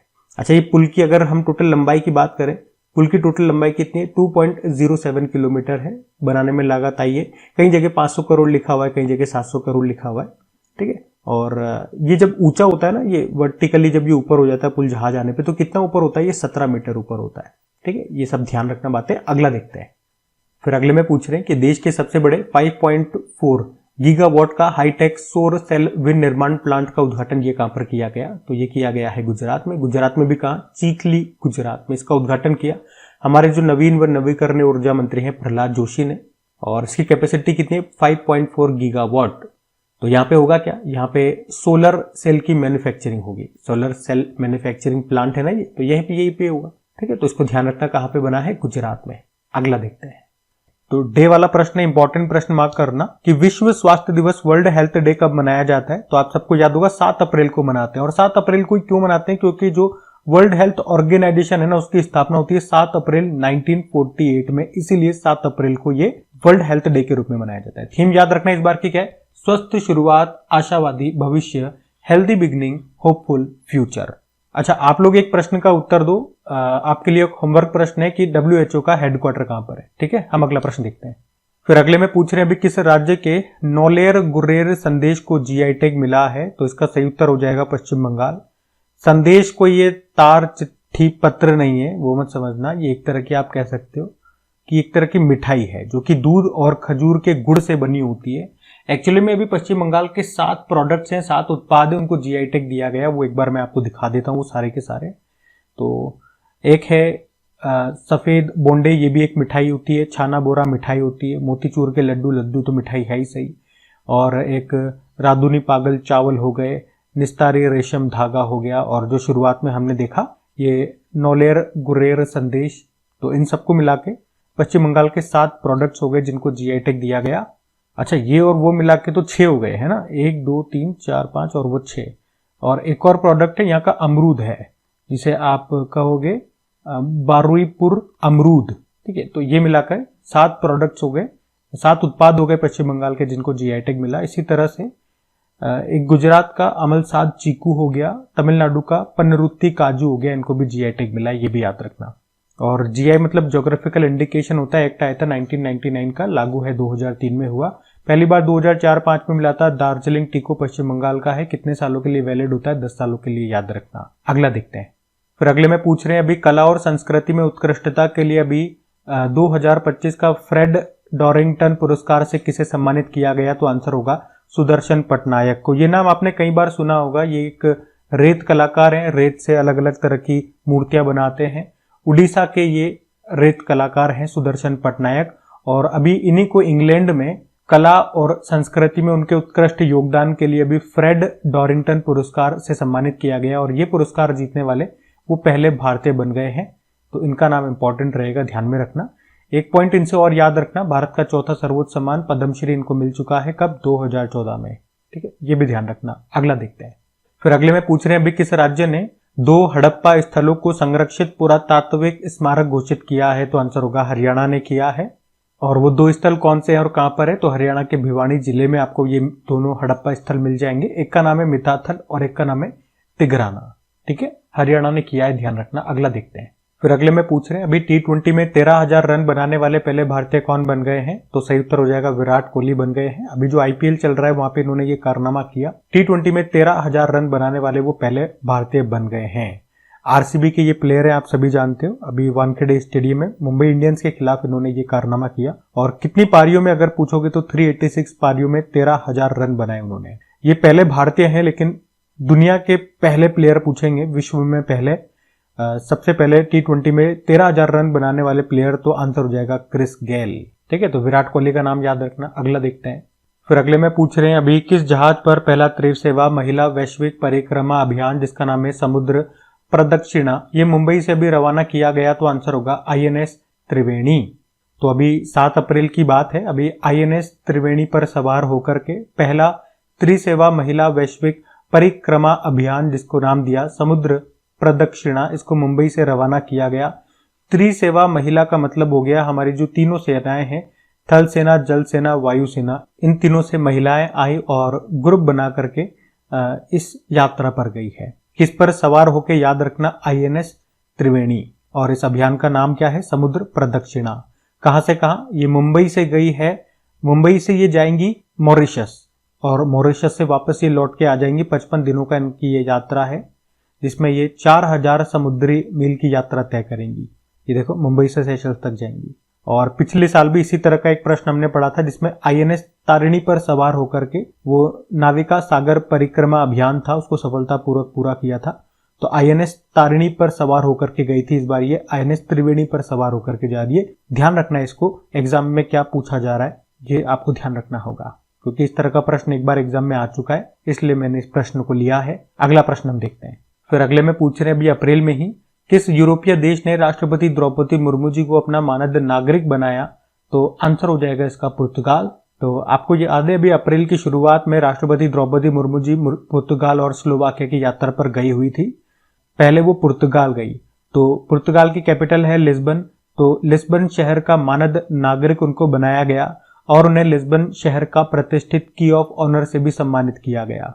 आपको बता दूं कि 27 सालों के बाद कोई भारतीय राष्ट्रपति है जो कि पुर्तगाल की यात्रा पर गया था। अच्छा, राष्ट्रपति जी से ये 2-3 अवार्ड जरूर याद रखना। 2024 में 2 देशों ने उनको सर्वोच्च सम्मान से सम्मानित किया था, उससे पहले 2023 में सूरीनाम का सर्वोच्च सम्मान येलो स्टार इनको मिला था। ठीक है, ये ध्यान में रखना। अगला प्रश्न देखते हैं। फिर अगले में पूछ रहे हैं अभी 150वीं अंतर संसदीय संघ महासभा का आयोजन ये कहां पे किया गया, तो सही उत्तर हो जाएगा इसका उज्बेकिस्तान में किया गया। तो हम यहाँ पे बात कर रहे हैं 150वें नंबर की, अभी इंटर पार्लियामेंट्री यूनियन समिट का आयोजन हुआ, जिसमें भारत की तरफ से हमारे जो लोकसभा अध्यक्ष हैं ओम बिरला, उन्होंने हिस्सा लिया। और ये समिट हुई कहाँ पे, ताशकंद उज्बेकिस्तान में हुई। अभी ये जो इंटर पार्लियामेंट्री यूनियन है ना, इसकी स्थापना होती है 1889 में और जेनेवा स्विट्जरलैंड में इसका मुख्यालय मिलेगा। एक और इम्पोर्टेंट प्रश्न यहाँ से याद रखना कि अभी इसमें इसका 182 नंबर का सदस्य देश बन गया है, बेलीज जिसको बोलेंगे, है ना, बेलीज। तो ये इंपॉर्टेंट नया मेंबर वाला प्रश्न है, इसको भी ध्यान में रखना। और अभी इसकी कौन सी बैठक हुई है, 150वें नंबर की बैठक हुई है ताशकंद उज्बेकिस्तान में। इसकी पहली बैठक 1889 में पेरिस में हुई थी और भारत इसकी 2 बार बैठक को होस्ट कर चुका है, एक तो 1969 में और 1993 में। ठीक है, तो ये ध्यान रखना। अगला देखते हैं। फिर अगले में पूछ रहे हैं कि भारत सरकार ने किस देश की हनवा एरोस्पेस के साथ K9 हॉवित्जर तोपों के आयात के लिए समझौता किया है, तो ये है साउथ कोरिया। मतलब साउथ कोरिया की एक एरोस्पेस कंपनी है, हनवा एरोस्पेस इसका नाम है, और उसी के साथ अभी भारत सरकार ने K9 हॉवित्जर तोपों के आयात के लिए समझौता किया है। मतलब ये हमें देगा, शुरुआत में तो ये हमें कुछ तोपे बना करके देगा, बाद में फिर ये हमें टेक्नोलॉजी दे देगा और फिर उसे भारत में ही बनाया जाएगा। भारत में कौन बनाएगा, या यूं कह दूं कि भारत में ये किसके साथ मिलकर के बनाएगा, लार्सन एंड टुब्रो के साथ मिलकर के। कितनी K9 हॉवित्जर तोपे हम इससे खरीद रहे हैं, तो 100 खरीद रहे हैं। उसके लिए हम कितने रुपए में समझौता किया है, $253.6 मिलियन में। वैसे साउथ कोरिया की करेंसी क्या होती है, साउथ कोरियन वॉन होती है। ठीक है, तो ये ध्यान में रखना। अगला देखते हैं। फिर देखो अगले में क्या पूछ रहे हैं, अभी केंद्र सरकार ने किस अमूर्त सांस्कृतिक विरासत की राष्ट्रीय सूची में अभी किसे शामिल किया है, तो दोनों को, पुरी की जगन्नाथ यात्रा और कटक की बाली यात्रा को। तो सिंपल सा याद रखना है कि अभी केंद्र सरकार ने उड़ीसा की पुरी की रथ यात्रा और कटक की बाली यात्रा को अपनी अमूर्त धरोहर की राष्ट्रीय सूची में शामिल किया है। शामिल करने का क्या अर्थ हो गया, मतलब अब जब भी यूनेस्को की बैठक होगी और अगर उसमें भारत से किसी अमूर्त धरोहर को शामिल किया जाएगा तो वो इस सूची से ही किया जाएगा। इस लिस्ट में देखेंगे कौन कौन ऐड है और उसी में से किसी को किया जाएगा। ठीक है, तो ये दोनों नाम याद रखना। वैसे अगर वर्तमान में हम बात कर लें कि यूनेस्को जो 2 तरह की लिस्ट जारी करता है, अमूर्त धरोहर और मूर्त धरोहर। अमूर्त मतलब हो गया इंटेंजिबल साइट्स, मतलब जिसे अपन छू सकते हैं, और मूर्त धरोहर मतलब हो गया टेंजिबल साइट जिसे हम छू नहीं सकते हैं। जैसे इसमें डांस आ गए, कोई फेस्टिवल आ गया, कोई मेला आ गया, तो उसको अपन छू नहीं सकते हैं। तो उसमें देखोगे तो भारत से कितनी है, 15 है, और अमूर्त धरोहरें कितनी है, भारत से 43 है। 43 नंबर की कौन सी है, मोइदम है, जो कि असम का है, जो कि अहोम राजवंश के कब्रिस्तान है वो। और इसमें 15वें नंबर का कौन सा बना था, गरबा डांस बना था, गुजरात का है, 2023 में इसको शामिल किया था। ठीक है, तो इतना भी ध्यान रखना। अगला देखते हैं। फिर अगले में पूछ रहे, अभी राम सहाय पांडे का निधन हो गया, उनका संबंध किससे है, तो आंसर होगा लोक नृत्य। तो भारतीय लोक संस्कृति के एक महान व्यक्तित्व पद्मश्री राम सहाय पांडे का भी 92 वर्ष की उम्र में निधन हो गया। वे मध्य प्रदेश के सागर जिले के प्रसिद्ध लोक नृत्य कलाकार थे। उन्होंने बुंदेलखंड के राई नृत्य को न केवल भारत में बल्कि विदेशों में पहचान दिलाई थी। और ये जो राई नृत्य है ना, ये पारंपरिक रूप से बेदिया समुदाय के द्वारा किया जाता था, जो कि एक हाशिए पर पड़ा हुआ समूह था। किसी समय ये आपराधिक जनजाति के रूप में जाना जाता था। तो उन्होंने इस राई नृत्य को एक कलंकित कला से सम्मानित कला में बदला, उसको विश्व में पहचान दिलाई। और इस राई नृत्य को बढ़ावा देने के लिए ही उन्हें 2022 में पद्मश्री से भी सम्मानित किया गया था। 1980 में नृत्य शिरोमणि की उपाधि भी उनको दी गई थी। नाम है राम सहाय पांडे, इनका निधन हो गया। संबंध याद रखना, लोक नृत्य से उनका संबंध है। और कौन सा नृत्य, राई नृत्य, मध्य प्रदेश बुंदेलखंड के रहने वाले थे या वहां से बिलोंग करते थे, याद रखना। अगला देखते हैं। फिर अगले में पूछे, विश्व होम्योपैथी दिवस, वर्ल्ड होम्योपैथी डे, ये कब मनाया जाता है, तो आंसर हो जाएगा 10 अप्रैल को मनाया जाता है। और पूछोगे 10 अप्रैल को ही क्यों मनाते हैं, क्योंकि होम्योपैथी के जो संस्थापक थे doctor Christian Friedrich Samuel Hahnemann, इनका जयंती होती है 10 अप्रैल को। तो उन्हीं के सम्मान में 10 अप्रैल को ये दिवस हम मनाते हैं वर्ल्ड होम्योपैथी डे के रूप में। तो ये दिवस आप याद रखना। अगला देखते हैं। फिर अगले में पूछ रहे हैं कि प्रधानमंत्री मुद्रा योजना के तहत कौन सी नई श्रेणी कैटेगरी इसमें जोड़ी गई है, तो सही उत्तर हो जाएगा तरुण प्लस। तो मुद्रा योजना से संबंधित सारे पॉइंट मैं आपको बताता हूँ। अगर पूछे पहले तो ये योजना कब शुरू हुई थी, तो 8 अप्रैल 2015 में शुरू हुई थी। तो अभी आप कह भी सकते हो उसे पूरे 10 साल हो चुके हैं 2025 में। ये मुद्रा का फुल फॉर्म एक बार एग्जाम में पूछा जा चुका है, micro units development and refinance agency. इसका उद्देश्य क्या है, लॉन्च करने का उद्देश्य क्या था, छोटे और सूक्ष्म व्यवसाय उद्यमों को आसानी से ऋण उपलब्ध कराया जाए, विशेष रूप से समाज के कमजोर वर्ग को। तो पहले इसमें 3 कैटेगरी थी। पहले इसमें क्या होता था, 10 लाख रुपए तक का लोन दिया जाता था। अब इसमें बजट में घोषणा कर दी गई थी 20 लाख रुपए तक का लोन दिया जाएगा। तो उसी के कारण इसमें एक और कैटेगरी ऐड की गई है। पहले मैं आपको देख लो, ही बता दूं। पहली कैटेगरी होती है शिशु वाली, इसमें 50,000 रुपए तक का लोन दिया जाता है। फिर किशोर में 50,000 रुपए से 5 लाख रुपए तक का, तरुण में 5 लाख रुपए से 10 लाख रुपए तक का। अभी तक यही था, लेकिन अब 20 लाख रुपए तक दिया जा रहा है, तो एक और कैटेगरी ऐड कर दी गई तरुण प्लस नाम से। इसमें 10 लाख से 20 लाख रुपए तक का लोन दिया जाता है। ठीक है, तो ये ध्यान रखना। अगला देखते हैं। फिर अगले में पूछ रहे हैं कि आर्टेमिस समझौते पर हस्ताक्षर करने वाला अभी भारत का पड़ोसी देश कौन सा बन गया है, तो ये बन गया है बांग्लादेश। और आर्टेमिस मिशन ये क्या है, ये नासा का मिशन है जिसका उद्देश्य है इंसानों को फिर से चांद पर लेकर के जाना। और 2020 में नासा और 7 देशों ने इस आर्टेमिस मिशन पर आर्टेमिस समझौते पर हस्ताक्षर किए थे। बाद में बहुत सारे देशों ने इसमें हस्ताक्षर किए, इसमें शामिल हुए। और अभी इस पर हस्ताक्षर करने वाला 54वां देश बन गया है, कौन सा, बांग्लादेश। भारत इस पर हस्ताक्षर करने वाला 27वां देश बना था। ठीक है, तो ये ध्यान रखना। अगला देखते हैं। फिर अगले में पूछ रहे हैं कि भारत सरकार ने परमाणु पनडुब्बी बेस INS वर्षा कहां पर शुरू करने की घोषणा की है, तो आंसर हो जाएगा आंध्र प्रदेश में। तो अगर पूछोगे INS वर्षा क्या है, ये एक परमाणु बेस है। यहाँ पर क्या होगा, यहाँ पर भारत की जो भी परमाणु ऊर्जा से चलने वाली जो पनडुब्बियां होगी, जो भी बैलिस्टिक मिसाइलें होंगी, उनको यहाँ पर रखा जाएगा। और कहां पर स्थापित होगा, ये आंध्र प्रदेश के विशाखापट्टनम में रामबल्ली के पास पूर्वी तट पर। ठीक है, तो इसमें परमाणु पनडुब्बियों को रखने के लिए भूमिगत बाड़े होंगी, सुरंगें होंगी, जहां पे इनको रखा जाएगा, स्टोर किया जाएगा। वैसे हमारी पहली परमाणु पनडुब्बी न्यूक्लियर सबमरीन, याद रखना, INS अरिहंत है, दूसरी है INS अरिघात और तीसरी है INS अरिदमन। ठीक है, तो याद रखना ये। अगला देखते हैं। फिर अगले में पूछ रहे हैं, अभी अप्रैल 2025 में RBI ने रेपो रेट को घटाकर कितना कर दिया।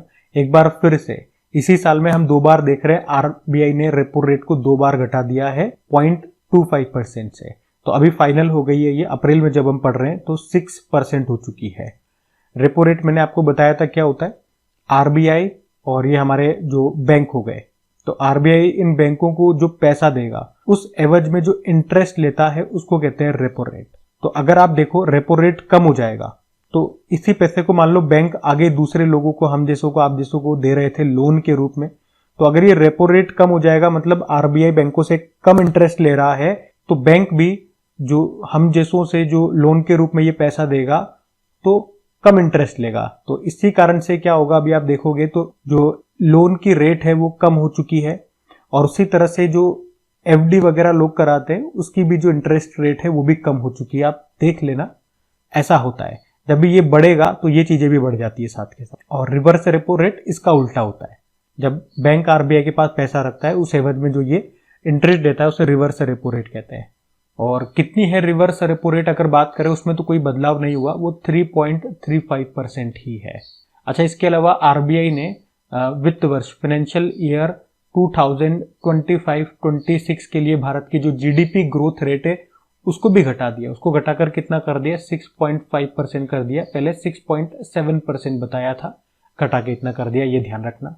और आरबीआई से जरूर याद रखना कि अभी वर्तमान में हमारे गवर्नर कौन है, संजय मल्होत्रा हैं 26वें नंबर के। ठीक है, अगला देखते हैं। फिर अगले में पूछ रहे हैं अभी किस देश ने COP30 से पहले वैश्विक जलवायु परिषद के निर्माण का प्रस्ताव रखा है, तो आंसर हो जाएगा ब्राजील। और मैंने आपको कई बार बताया कि इसी साल 2025 में नवंबर दिसंबर के आसपास COP30 का आयोजन होगा। और इसका आयोजन कौन कर रहा है, होस्ट कौन है इस बार, ब्राजील है। और इसके आयोजन से पहले अभी ब्राजील ने ही वैश्विक जलवायु परिषद के निर्माण का प्रस्ताव भी रख दिया है। तो ब्राजील के इस प्रस्ताव के अनुसार क्या कहना चाहता है ये, कि वैश्विक जलवायु कार्रवाई में तेजी लाने के लिए एक नया अंतर्राष्ट्रीय निकाय होगा। और पिछले साल जो COP29 का आयोजन हुआ था वो बाकू अजरबैजान में हुआ था। इसका संबंध क्लाइमेट चेंज से है, याद रख। ठीक है, अगला प्रश्न देखते हैं। फिर देखो अगले में क्या पूछ रहे कि अभी राष्ट्रीय समुद्र वरुण पुरस्कार से किसे सम्मानित किया गया, सही उत्तर हो जाएगा राजेश उन्नी को। आपको याद होगा हमने पढ़ा था अभी कि 5 अप्रैल को हम लोग राष्ट्रीय समुद्री दिवस के रूप में मनाते हैं, नेशनल मैरीटाइम डे के रूप में। और इस बार ये हमने 62वां राष्ट्रीय समुद्री दिवस मनाया।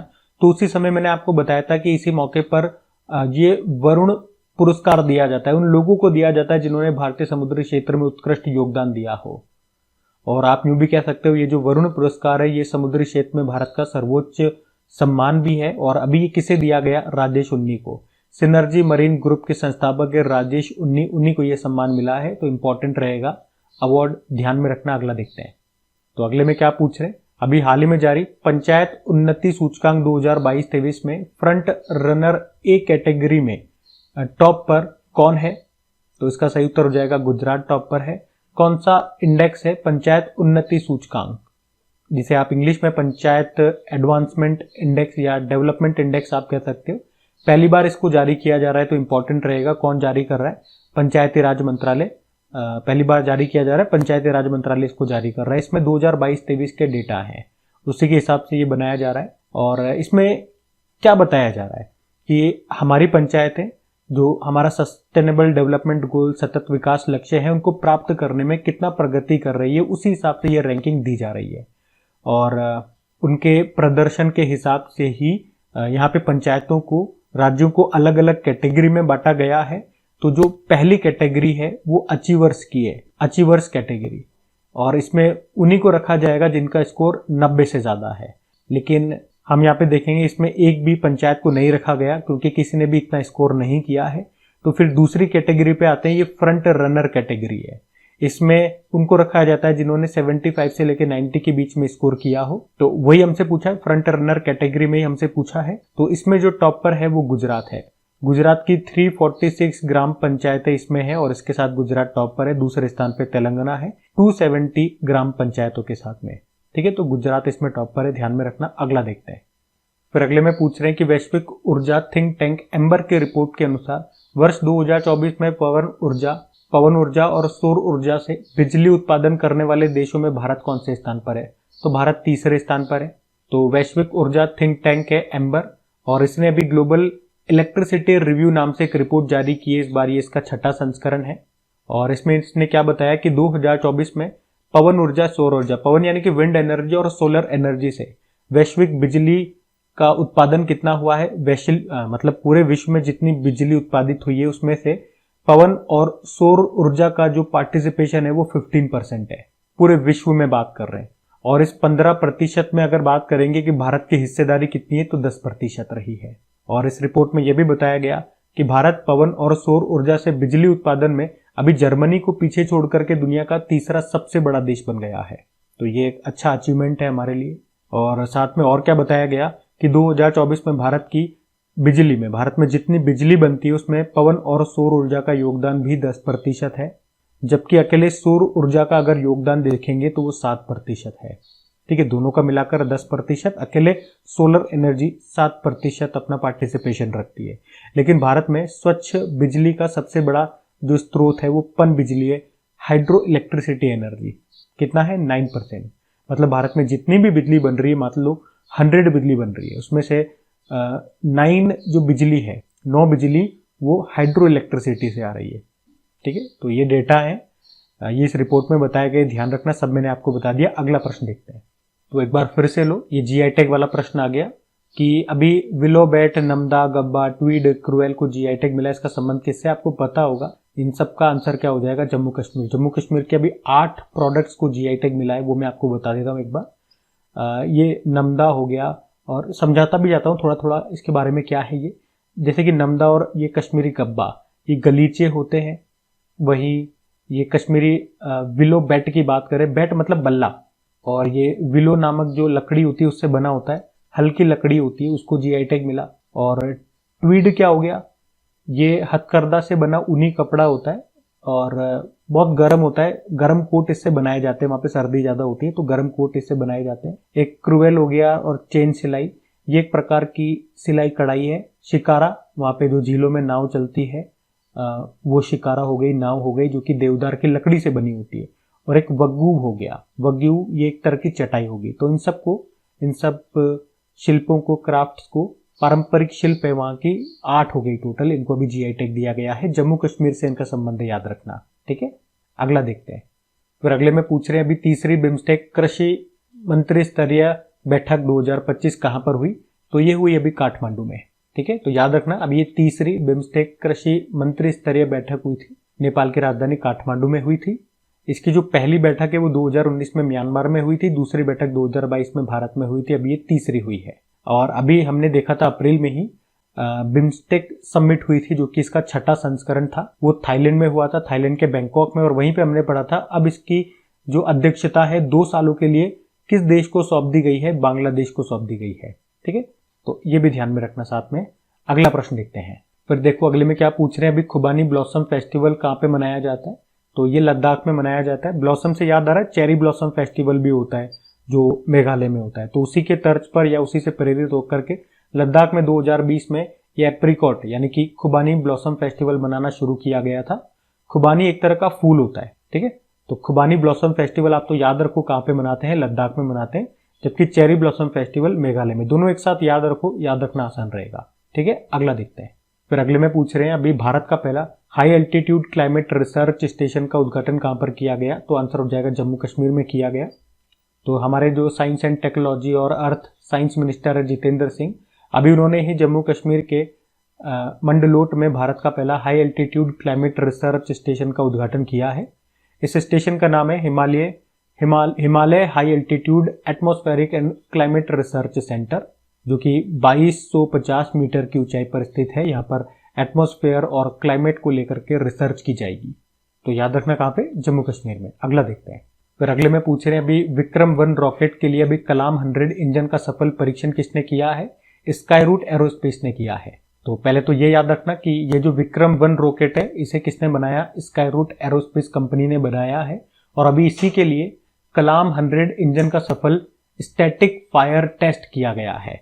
इसका मतलब क्या हो गया? जैसे रॉकेट हो गया, तो रॉकेट में यहाँ पे इंजन होता है, तो इंजन जब चलता है फायर करता है, इसको ऊपर उड़ा के ले जाता है। तो उसी की अभी टेस्टिंग की गई है। इस इंजन को कहीं पे फिक्स कर दिया गया और फिर वहां पे फायर करके इसको टेस्ट किया गया। इसी तरह का ये टेस्टिंग था। तो आप देख सकते हो ये जो रॉकेट का नाम है, इसका नाम तो विक्रम साराभाई के नाम पे रखा गया, इंजन का नाम डॉक्टर एपीजे अब्दुल कलाम जी के नाम पे रखा गया है। अच्छा, एक प्रश्न मैं आपको कराता हूँ। ये प्रश्न एग्जाम में पूछा गया था, एनडीए के एग्जाम में पूछा गया था कि भारत का पहला प्राइवेटली डेवलप्ड रॉकेट जिसको लॉन्च किया गया उसका नाम क्या है, उस रॉकेट का नाम आपसे पूछा था, तो आंसर होगा विक्रम एस।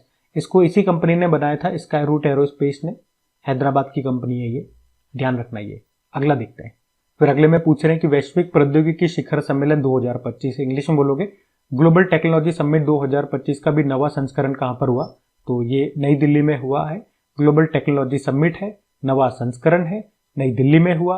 उद्घाटन किया हमारे विदेश मंत्री डॉक्टर सुब्रमण्यम जयशंकर जी ने। अभी इसका नवा संस्करण है, पहला संस्करण 2016 में हुआ था। थीम भी इस बार की याद रखना, क्या है, संभावना। ठीक है, अगला देखते हैं। तो अच्छा प्रश्न है ये, इंपॉर्टेंट मार्क कर लेना। दिवस है राष्ट्र सुरक्षित मातृत्व दिवस, नेशनल सेफ मदरहुड डे। ये कब मनाया जाता है? हर साल 11 अप्रैल को ये दिन मनाया जाता है। किनकी जयंती होती है? तो महात्मा गांधी जी की जो वाइफ थी, पत्नी थी, कस्तूरबा गांधी, उनकी जयंती को ये दिवस हम मनाते हैं। थीम क्या है? स्वस्थ शुरुआत, आशावादी भविष्य, हेल्दी बिगिनिंग, होपफुल फ्यूचर। और वैसे 11 अप्रैल को एक और दिवस होता है, विश्व पार्किंसन दिवस। पार्किंसन रोग के बारे में जागरूकता बढ़ाने के लिए ये दिन मनाते हैं। तो 11 अप्रैल को ये 2 दिन हो गए, इनको ध्यान में रखना। अगला देखते हैं। अगले में पूछ रहे भी राष्ट्रपति द्रौपदी मुर्मू जी को किस देश में मानद डॉक्टरेट की उपाधि से सम्मानित किया गया, तो इसका सही उत्तर हो जाएगा स्लोवाकिया। आपको बताया अभी द्रौपदी मुर्मू जी 2 देशों की यात्रा पर गई हुई थी, पुर्तगाल गई थी, उसके बाद ये स्लोवाकिया गई। जब स्लोवाकिया ये गई तो वहां के कॉन्स्टेंटाइन द फिलोसफर यूनिवर्सिटी ने मानद डॉक्टरेट की उपाधि से उनको सम्मानित किया। और द्रौपदी मुर्मू जी स्लोवाकिया की यात्रा करने वाली दूसरी भारतीय राष्ट्रपति भी बन गई हैं। इससे पहले जब वो पुर्तगाल गई थी तो पुर्तगाल की जो कैपिटल होती है लिस्बन, तो लिस्बन शहर का मानद नागरिक उनको बनाया गया था और लिस्बन शहर की प्रतिष्ठित की ऑफ ऑनर से भी उनको सम्मानित किया गया था। ठीक है, तो ये दोनों ध्यान में रखना। बाकी स्लोवाकिया न्यूज में है, मैं एक बार आपको ले चलता हूं। कंट्री न्यूज में है ना, तो कंट्री देख लो। ये यूरोपियन कंट्री है स्लोवाकिया, कैपिटल इसके ब्रातिस्लावा होती है, करेंसी होती है यूरो, प्रेसिडेंट है पीटर पेलेग्रिनी। ध्यान रखना। अगला देखते हैं। फिर अगले में पूछ रहे हैं अभी किस देश ने रिकॉर्ड समय में दुनिया का पहला 3D प्रिंटेड ट्रेन स्टेशन बना दिया है, तो आंसर हो जाएगा जापान ने। तो वेस्ट जापान रेलवे कंपनी ने, जापान में एक शहर है अरीदा शहर, वहीं पे ये पहला 3D प्रिंटेड ट्रेन स्टेशन बना दिया। इससे पहले ये लकड़ी का बना हुआ था। मात्र 6 घंटे के अंदर रिकॉर्ड समय में इन्होंने ये कारनामा कर दिया। उस स्टेशन का नाम है हत्सुशिमा स्टेशन। तो सिंपल से एक लाइन में याद रखना किस देश ने रिकॉर्ड समय में दुनिया का पहला 3D प्रिंटेड स्टेशन बना दिया, तो आंसर होगा जापान ने। अगला देखते हैं।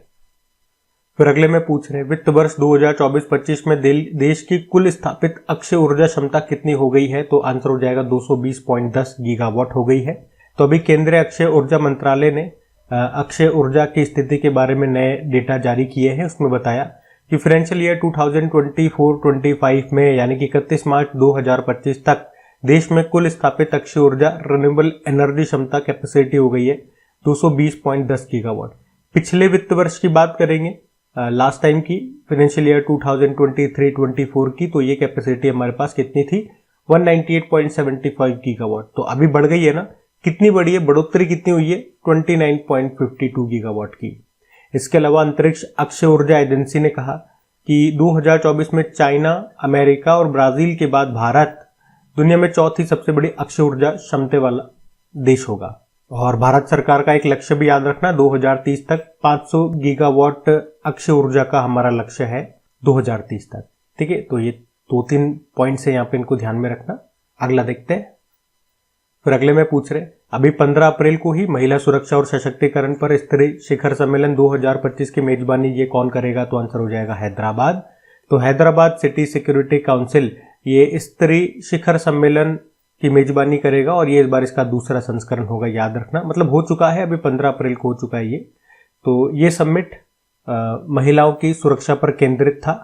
दूसरा संस्करण इस बार हुआ कहां पे, हैदराबाद में। अगला देखते हैं। फिर अगले प्रश्न में पूछ रहे कि संयुक्त राष्ट्र ने एक रिपोर्ट जारी की है जिसका नाम है ट्रेडर्स इन मैटरनल मोर्टेलिटी सन 2000 से लेकर 2023 तक। इसमें भारत कौन से स्थान पर है, तो भारत इसमें दूसरे स्थान पर है। तो रिपोर्ट का नाम क्या है, ट्रेंड्स इन मैटरनल मोर्टेलिटी सन 2000 टू 2023, यूनाइटेड नेशन ने जारी किया है। अच्छा, मातृ मृत्यु दर का मतलब क्या हो गया, इंग्लिश में बोलोगे तो मैटरनल मोर्टेलिटी रेशो। तो 1 लाख जीवित बच्चों पर मृत माताओं की संख्या ये बताती है MMR को। और इसी के हिसाब से टॉप कंट्री बताया गया है नाइजीरिया, मतलब सबसे ज्यादा यहाँ पे मातृ मृत्यु दर है, कितनी है 28.7% के साथ नाइजीरिया इस लिस्ट में टॉप पर है। भारत दूसरे स्थान पर है। भारत दूसरा स्थान साझा करता है, शेयर करता है डेमोक्रेटिक रिपब्लिक ऑफ कॉन्गो के साथ, मतलब ये दोनों देश दूसरे स्थान पर है। तीसरे स्थान पर पाकिस्तान है। अच्छा, इसी रिपोर्ट में साथ में ये भी बताया कि भारत में अगर आप देखोगे मैटरनल मोर्टेलिटी रेशो, मातृ मृत्यु दर, इसमें गिरावट भी देखी गई है। सन 2000 में अगर बात करेंगे तो यहाँ पे ये डेटा था 362 का, और सन 2023 में अगर आप देखोगे तो अभी ये घट के 80 रह गया है। कितनी गिरावट देखी गई तो 78 परसेंटाइल की। पूरे विश्व में कितनी गिरावट देखी गई ये पूछोगे तो 40% की। ठीक है, तो ये जो भी डेटा था वो काम की बात मैंने आपको बता दी है, ध्यान में रखना। अगला देखते हैं। फिर अगले में पूछ रहे हैं sky tracks world airport awards 2025 में किसे सर्वश्रेष्ठ हवाई अड्डे का खिताब मिला है, तो आंसर होगा चांगी अंतरराष्ट्रीय हवाई अड्डा। तो स्पेन की जो कैपिटल है कौन सी है, मैड्रिड। तो अभी मैड्रिड में ही Skytrax world airports awards 2025 का आयोजन हुआ, और इसमें बेस्ट एयरपोर्ट किसे चुना गया, चांगी इंटरनेशनल एयरपोर्ट को, जो कि कहां पर है, सिंगापुर में है। 13वीं बार इसे ये खिताब मिला है। दूसरे स्थान पे हमाद अंतरराष्ट्रीय हवाई अड्डा है, जो कि आपको मिलेगा दोहा कतर में। तीसरे स्थान पे टोक्यो रहा है, टोक्यो इंटरनेशनल एयरपोर्ट जो जापान का है। इसके अलावा भारत और दक्षिण एशिया का सर्वश्रेष्ठ हवाई अड्डा ये इंदिरा गांधी इंटरनेशनल एयरपोर्ट रहा है, जो आपको मिलेगा कहां पे, दिल्ली में। तो ये ध्यान में रखना। अगला देखते हैं। अगले में पूछ रहे हैं किस राज्य के रेंडिया सिल्क और खासी हैंडलूम को अभी जीआई टैग मिला है, तो सही उत्तर हो जाएगा मेघालय। तो रेंडिया सिल्क क्या है, ये हाथ से काता गया, प्राकृतिक रूप से रंगा गया और जैविक रूप से उत्पादित सिल्क है। खासी हैंडलूम की बात करें तो खासी समुदाय की पारंपरिक वस्त्र कला है, ये अपनी अद्वितीय बुनाई और प्राकृतिक रंगों के लिए जानी जाती है, और अभी इसी को जीआई टैग दिया गया, ये मेघालय का है। ध्यान में रखना। अगला देखते हैं। फिर अगले में पूछ रहे हैं अभी आईपीएल में 1000 चौके और छक्के लगाने वाले पहले खिलाड़ी कौन बन गए हैं, तो आंसर हो जाएगा विराट कोहली बन गए हैं। तो अभी जो आईपीएल चल रहे हैं, आपको पता है आरसीबी के प्लेयर हैं विराट कोहली, और आईपीएल में अभी 1000 चौके और छक्के लगाने वाले वो पहले खिलाड़ी बन गए हैं। ये उपलब्धि अभी उन्होंने हासिल की है बेंगलुरु में एम चिन्नास्वामी स्टेडियम में दिल्ली कैपिटल के खिलाफ खेलते हुए। इन 1000 में आप देखोगे तो 721 तो चौके हैं और 279 छक्के हैं।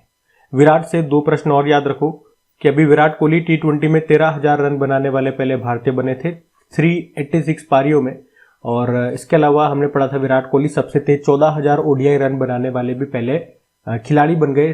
287 पारियों में इन्होंने ये कारनामा किया था। तो विराट से संबंधित ये लेटेस्ट 3 इंपॉर्टेंट प्रश्न है, ध्यान में रखना। अगला प्रश्न देखते हैं। फिर अगले में पूछ रहे हैं अभी डीआरडीओ ने सुखोई 30 MKI से लॉन्ग रेंज ग्लाइड बॉम्ब का सफल परीक्षण किया, उस बॉम्ब का नाम क्या है, तो आंसर हो जाएगा गौरव।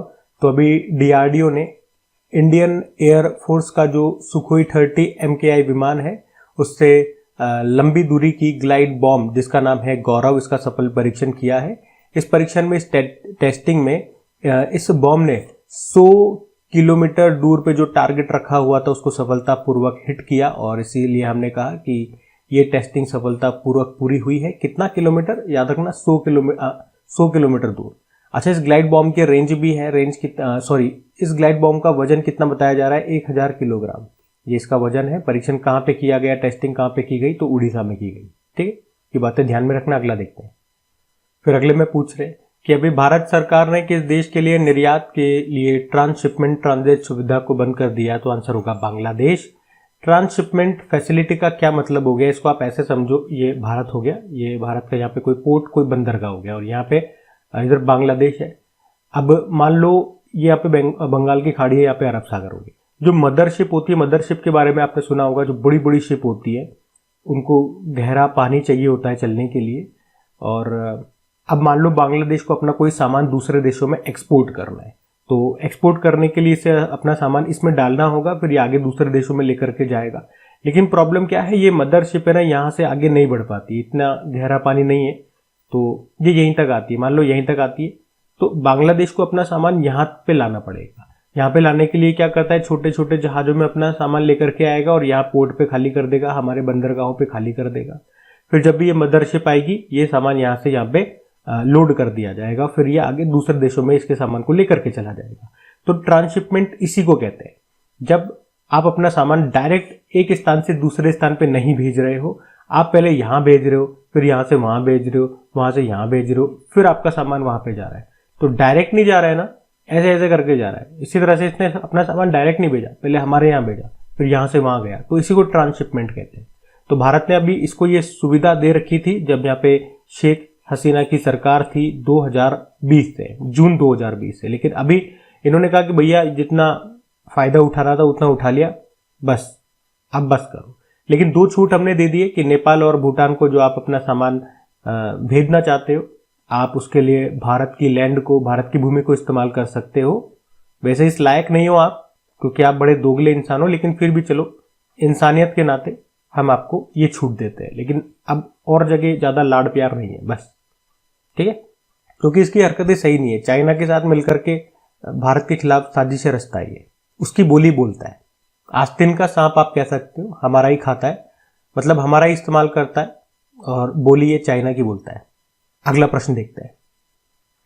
देखो अगले में क्या पूछ रहे थे, अभी अंतरराष्ट्रीय सौर गठबंधन के कंट्री पार्टनरशिप फ्रेमवर्क पर हस्ताक्षर करने वाला पहला अफ्रीकी देश कौन सा बन गया, तो आंसर हो जाएगा मॉरिशस। तो इंटरनेशनल सोलर अलायंस की बात करें, अच्छा, इंटरनेशनल सोलर अलायंस के अंदर ही एक एग्रीमेंट होता है जिसे कहते हैं कंट्री पार्टनरशिप फ्रेमवर्क, और अभी इसी में शामिल होने वाला, इसमें साइन करने वाला चौथा देश बन गया मॉरिशस, या आप यूं भी कह सकते हो कि इसमें साइन करने वाला ये पहला अफ्रीकी देश बन गया है। टोटल अभी इसमें 4 देश हो चुके हैं, कौन कौन से वो बता दूं, बांग्लादेश, क्यूबा, भूटान और अभी शामिल हो गया मॉरिशस। ये जो कंट्री पार्टनरशिप फ्रेमवर्क है, इसके बारे में आप जानना चाहते हो तो इसका उद्देश्य क्या है, सदस्य देशों को उनके सौर ऊर्जा लक्ष्यों को प्राप्त करने में सहायता करना।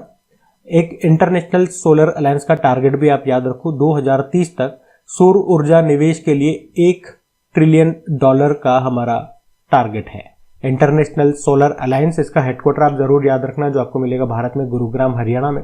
और नए डायरेक्टर जनरल बन गए हैं, वो नाम जरूर याद रख लो, ये तो पुराने हो गए, नए बन गए अभी मार्च से ही, आशीष खन्ना उनका नाम है। ठीक है, अगला देखते हैं।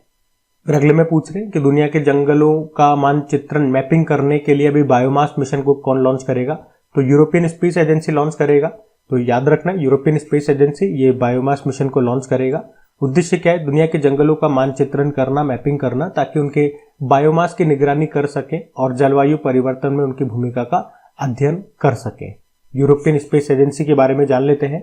स्थापना होती है 1975 में, पेरिस फ्रांस में, हेडक्वार्टर है डायरेक्टर जनरल है जोसेफ एशबेकर।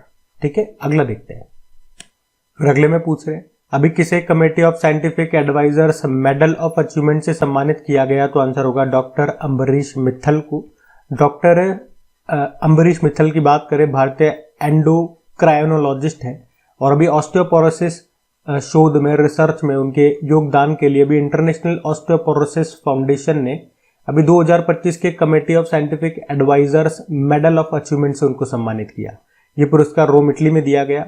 अच्छा, ऑस्टियोपोरोसिस रोग में क्या होता है, इसका संबंध हड्डी से है, बोन से है, जिसमें क्या होता है, जो हमारी हड्डी होती है, इस बीमारी में जो भी पीड़ित व्यक्ति है उसकी हड्डी बहुत कमजोर हो जाती है, हल्की सी चोट भी लग जाएगी ना तो इसमें क्रैक आ जाता है। तो उसी में अभी शोध के लिए, रिसर्च के लिए इनको ये सम्मान मिला है। नाम याद रखना, डॉक्टर अम्बरीश मित्तल है, और 2015 में पद्म भूषण भी इनको मिल चुका है, ये भी ध्यान रखना। अगला देखते हैं। बाकी ये अच्छा प्रश्न है, एग्जाम में कई बार पूछा जा चुका है। विशु त्योहार कहाँ पे मनाया जाता है, सिंपल से याद रखो, ये केरल में मनाया जाता है, और मलयाली लोगों का ये नववर्ष होता है, अप्रैल महीने में पड़ता है, ये इस बार 14 अप्रैल को मनाया गया। विशु त्योहार सिंपल से याद रखो, कहाँ पे, केरल में। अगला देखते हैं। फिर अगले में पूछ रहे हैं अभी चर्चा में रहा 1997 का ओटावा कन्वेंशन का संबंध किससे है, तो आंसर होगा लैंड माइन पर प्रतिबंध लगाने से। तो ओटावा कन्वेंशन, जिसे माइन बैन संधि के नाम से भी जानते हैं, ये एक अंतर्राष्ट्रीय समझौता है जो कि एंटी पर्सनल लैंड माइन के इस्तेमाल, उसके भंडारण, उत्पादन पर प्रतिबंध लगाता है। ये संधि दिसंबर 1997 में अपनाई गई थी और मार्च 1999 में लागू हुई थी। अभी ये न्यूज में क्यों है, क्योंकि 5 देश हैं वो इससे बाहर होने की घोषणा कर चुके हैं, जिसमें से तो बाल्टिक कंट्रीज ये 3 हैं, लातविया, एस्टोनिया, लिथुआनिया, एक फिनलैंड और एक पोलैंड है। इसको मैप में मैं आपको समझा देता हूँ और कारण भी बता देता हूँ, आपको समझ में आ जाएगा। ये रशिया है, और रशिया से आप क्या जानते हो, अभी रशिया और यूक्रेन के बीच में बहुत समय तक आक्रमण चला, युद्ध हुआ। अभी वैसे सीज फायर की बात हो गई है, शांति समझौते की बात हो गई है इनके बीच में, लेकिन आप देखोगे तो ये रशिया फिनलैंड के बीच की बाउंड्री, और ये एस्टोनिया हो गया, लातविया हो गया, ये लिथुआनिया हो गया, पोलैंड हो गया। अब ये देश क्या कह रहे हैं आपस में मिलकर के, भाई ये बेलारूस तो इसका फ्रेंड कंट्री है ना, तो इनको डर है कि अब यूक्रेन से रशिया फ्री हो चुका है अब हो सकता है भविष्य में ये हम पे आक्रमण कर दे, तो इसीलिए हम चाहते हैं कि हमारी बाउंड्री पे हम लैंड माइनिंग कर दें, और उसके लिए हमें इस कन्वेंशन से बाहर होना पड़ेगा, क्योंकि उस कन्वेंशन में रहते हैं तो हमारे पर प्रतिबंध है या हम लैंड माइनिंग नहीं कर सकते, यही उसका नियम था। तो इसीलिए ये उस ओटावा कन्वेंशन से बाहर हो रहे हैं। आप कहोगे फिनलैंड ठीक है, एस्टोनिया भी ठीक है, लातविया भी ठीक है, लेकिन लिथुआनिया पोलैंड की तो सीमा रशिया से लगी नहीं रही है, फिर ये क्यों? आप यहाँ पे देखो, ये एक टुकड़ा आपको दिख रहा है, ये रशिया ऑक्यूपाइड लैंड है, तो ये रशिया का है, तो इस कारण से आप कह सकते हो उसकी सीमा रशिया से लग रही है। इधर लिथुआनिया की भी सीमा रशिया से लग रही है, तो इसी कारण से ये 5 देश हो गए। इसी कारण से अभी ओटावा कन्वेंशन न्यूज में था। पूरा मैप से मैंने आपको समझा दिया, आपको समझ में आ गया होगा। अभी अगला प्रश्न देखते हैं। देखो फिर अगले में क्या पूछ रहे हैं, मानव अंतरिक्ष उड़ान दिवस ये कब मनाया जाता है? 12 अप्रैल को। आपको पता है 12 अप्रैल को क्या हुआ था? वो तारीख है 12 अप्रैल 1961 की, जब पहली बार किसी व्यक्ति ने अंतरिक्ष में प्रवेश किया था। वो पहले व्यक्ति कौन थे? Yuri Gagarin. वो कहां से थे? वो आप कह सकते हो यूएसएसआर से थे। और इसी कारण से हम 12 अप्रैल को ये दिवस मनाते हैं, अंतर्राष्ट्रीय मानव अंतरिक्ष उड़ान दिवस, international day of human space flight. अच्छा, ये तो पहले व्यक्ति थे। पहली महिला पूछेंगे, पहली महिला कौन थी? तो वेलेंटिना टेरेस्कोवा थी, अंतरिक्ष में जाने वाली पहली महिला। तो ध्यान रखना, ये भी अगला देखते हैं। फिर देखो अगले में क्या पूछ रहे हैं कि 2031 में फीफा महिला विश्व कप की मेजबानी कौन सा देश करेगा? तो आंसर हो जाएगा अमेरिका करेगा। पूरी टेबल में आपको बता रहा हूं, सब आपको यहाँ पे नजर आ जाएगा। ये महिला विश्व कप वाला है, फीफा वुमेन्स वर्ल्ड कप। अभी जो पूछा गया आपसे प्रश्न वो 2031 का था। इस बार आप देख सकते हो इसका 11वां संस्करण होगा। कौन होस्ट करेगा? अमेरिका। और ये हम पढ़ चुके हैं 2035 वाला 12वां संस्करण ये होस्ट करेगा कौन? यूके। अब जो अगला होने वाला है 2027 में वो ब्राजील में होगा। और आपको बता दूं ये प्रश्न एग्जाम में आ चुका है। इससे पहले जो लास्ट एडिशन हुआ था, नवा एडिशन, वो ऑस्ट्रेलिया न्यूजीलैंड में हुआ था। इसको स्पेन ने जीता था, इंग्लैंड को हराया था। ये तो वुमेन्स वाले हो गए। मेंस वाले भी एक बार आप देखने लगे हाथ। अभी लास्ट एडिशन कतर में हुआ था, 22वां संस्करण, अर्जेंटीना जीता था, फ्रांस को हराया था। अब जो अगला होगा 2026 में 23वां संस्करण 3 देशों में होगा, कनाडा, मैक्सिको और यूएस में। ठीक है, ध्यान रखना। ये अगला देखते हैं। फिर अगले में पूछ रहे हैं कि सांबा वट्ठल को अभी जीआई टैग दिया गया है, इसका संबंध किससे है? तो आंसर होगा मिर्च से। तो सांबा वट्ठल को अभी जीआई टैग दिया गया है। विरुद्धनगर तमिलनाडु की ये मिर्च है। ये अपने लाल रंग और अलग स्वाद और कम तीखेपन के लिए जानी जाती है। साउथ इंडिया में बहुत इसका इस्तेमाल किया जाता है खाने में।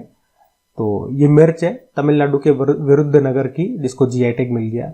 इसी तरह से एक और मिर्च थी अभी न्यूज में, वारंगल तेलंगाना की चपाता मिर्च, इसको भी जीआई टैग मिला था। ठीक है, तो ये दोनों ध्यान में रखना। अगला देखते हैं। एक ये प्रश्न भी देख लो, इतना कोई ज्यादा इंपॉर्टेंट नहीं है, लेकिन फिर भी एक बार देख लेते हैं, क्योंकि पहली भारतीय फिल्म में बनी है ये सम्मान पाने वाली। कौन सा सम्मान? अभी लंदन के सीन्स इन द स्क्वायर में स्थापित होने वाली पहली भारतीय फिल्म कौन सी बन गई? डीडीएलजे बनी है, आप सभी ने इसको देखा होगा। यशराज बेनर्त ने बनी है ये फिल्म। निर्देशक आदित्य चोपड़ा है। अभी क्या हुआ, इसका एक सीन है जिसमें एक्टर आपको बताया कौन है? शाहरुख खान है और एक्ट्रेस है काजोल। तो एक इस मूवी का सीन है, उस सीन में ये क्या करेंगे, काजोल और शाहरुख की ब्रॉन्ज की मूर्ति बनाएंगे उसी सीन में, जिस तरह से पोज होगा उसी सीन में, और ये प्रदर्शित करेंगे सीन इन द स्क्वायर में। ठीक है, तो इस तरह का सम्मान पाने वाली ये पहली भारतीय फिल्म बनी है, इसलिए हमें एक बार ध्यान रख लेना चाहिए। अगला प्रश्न देखते हैं। अच्छा, हमारा अगला नहीं है, हमारा सेशन यहीं पे एंड होता है।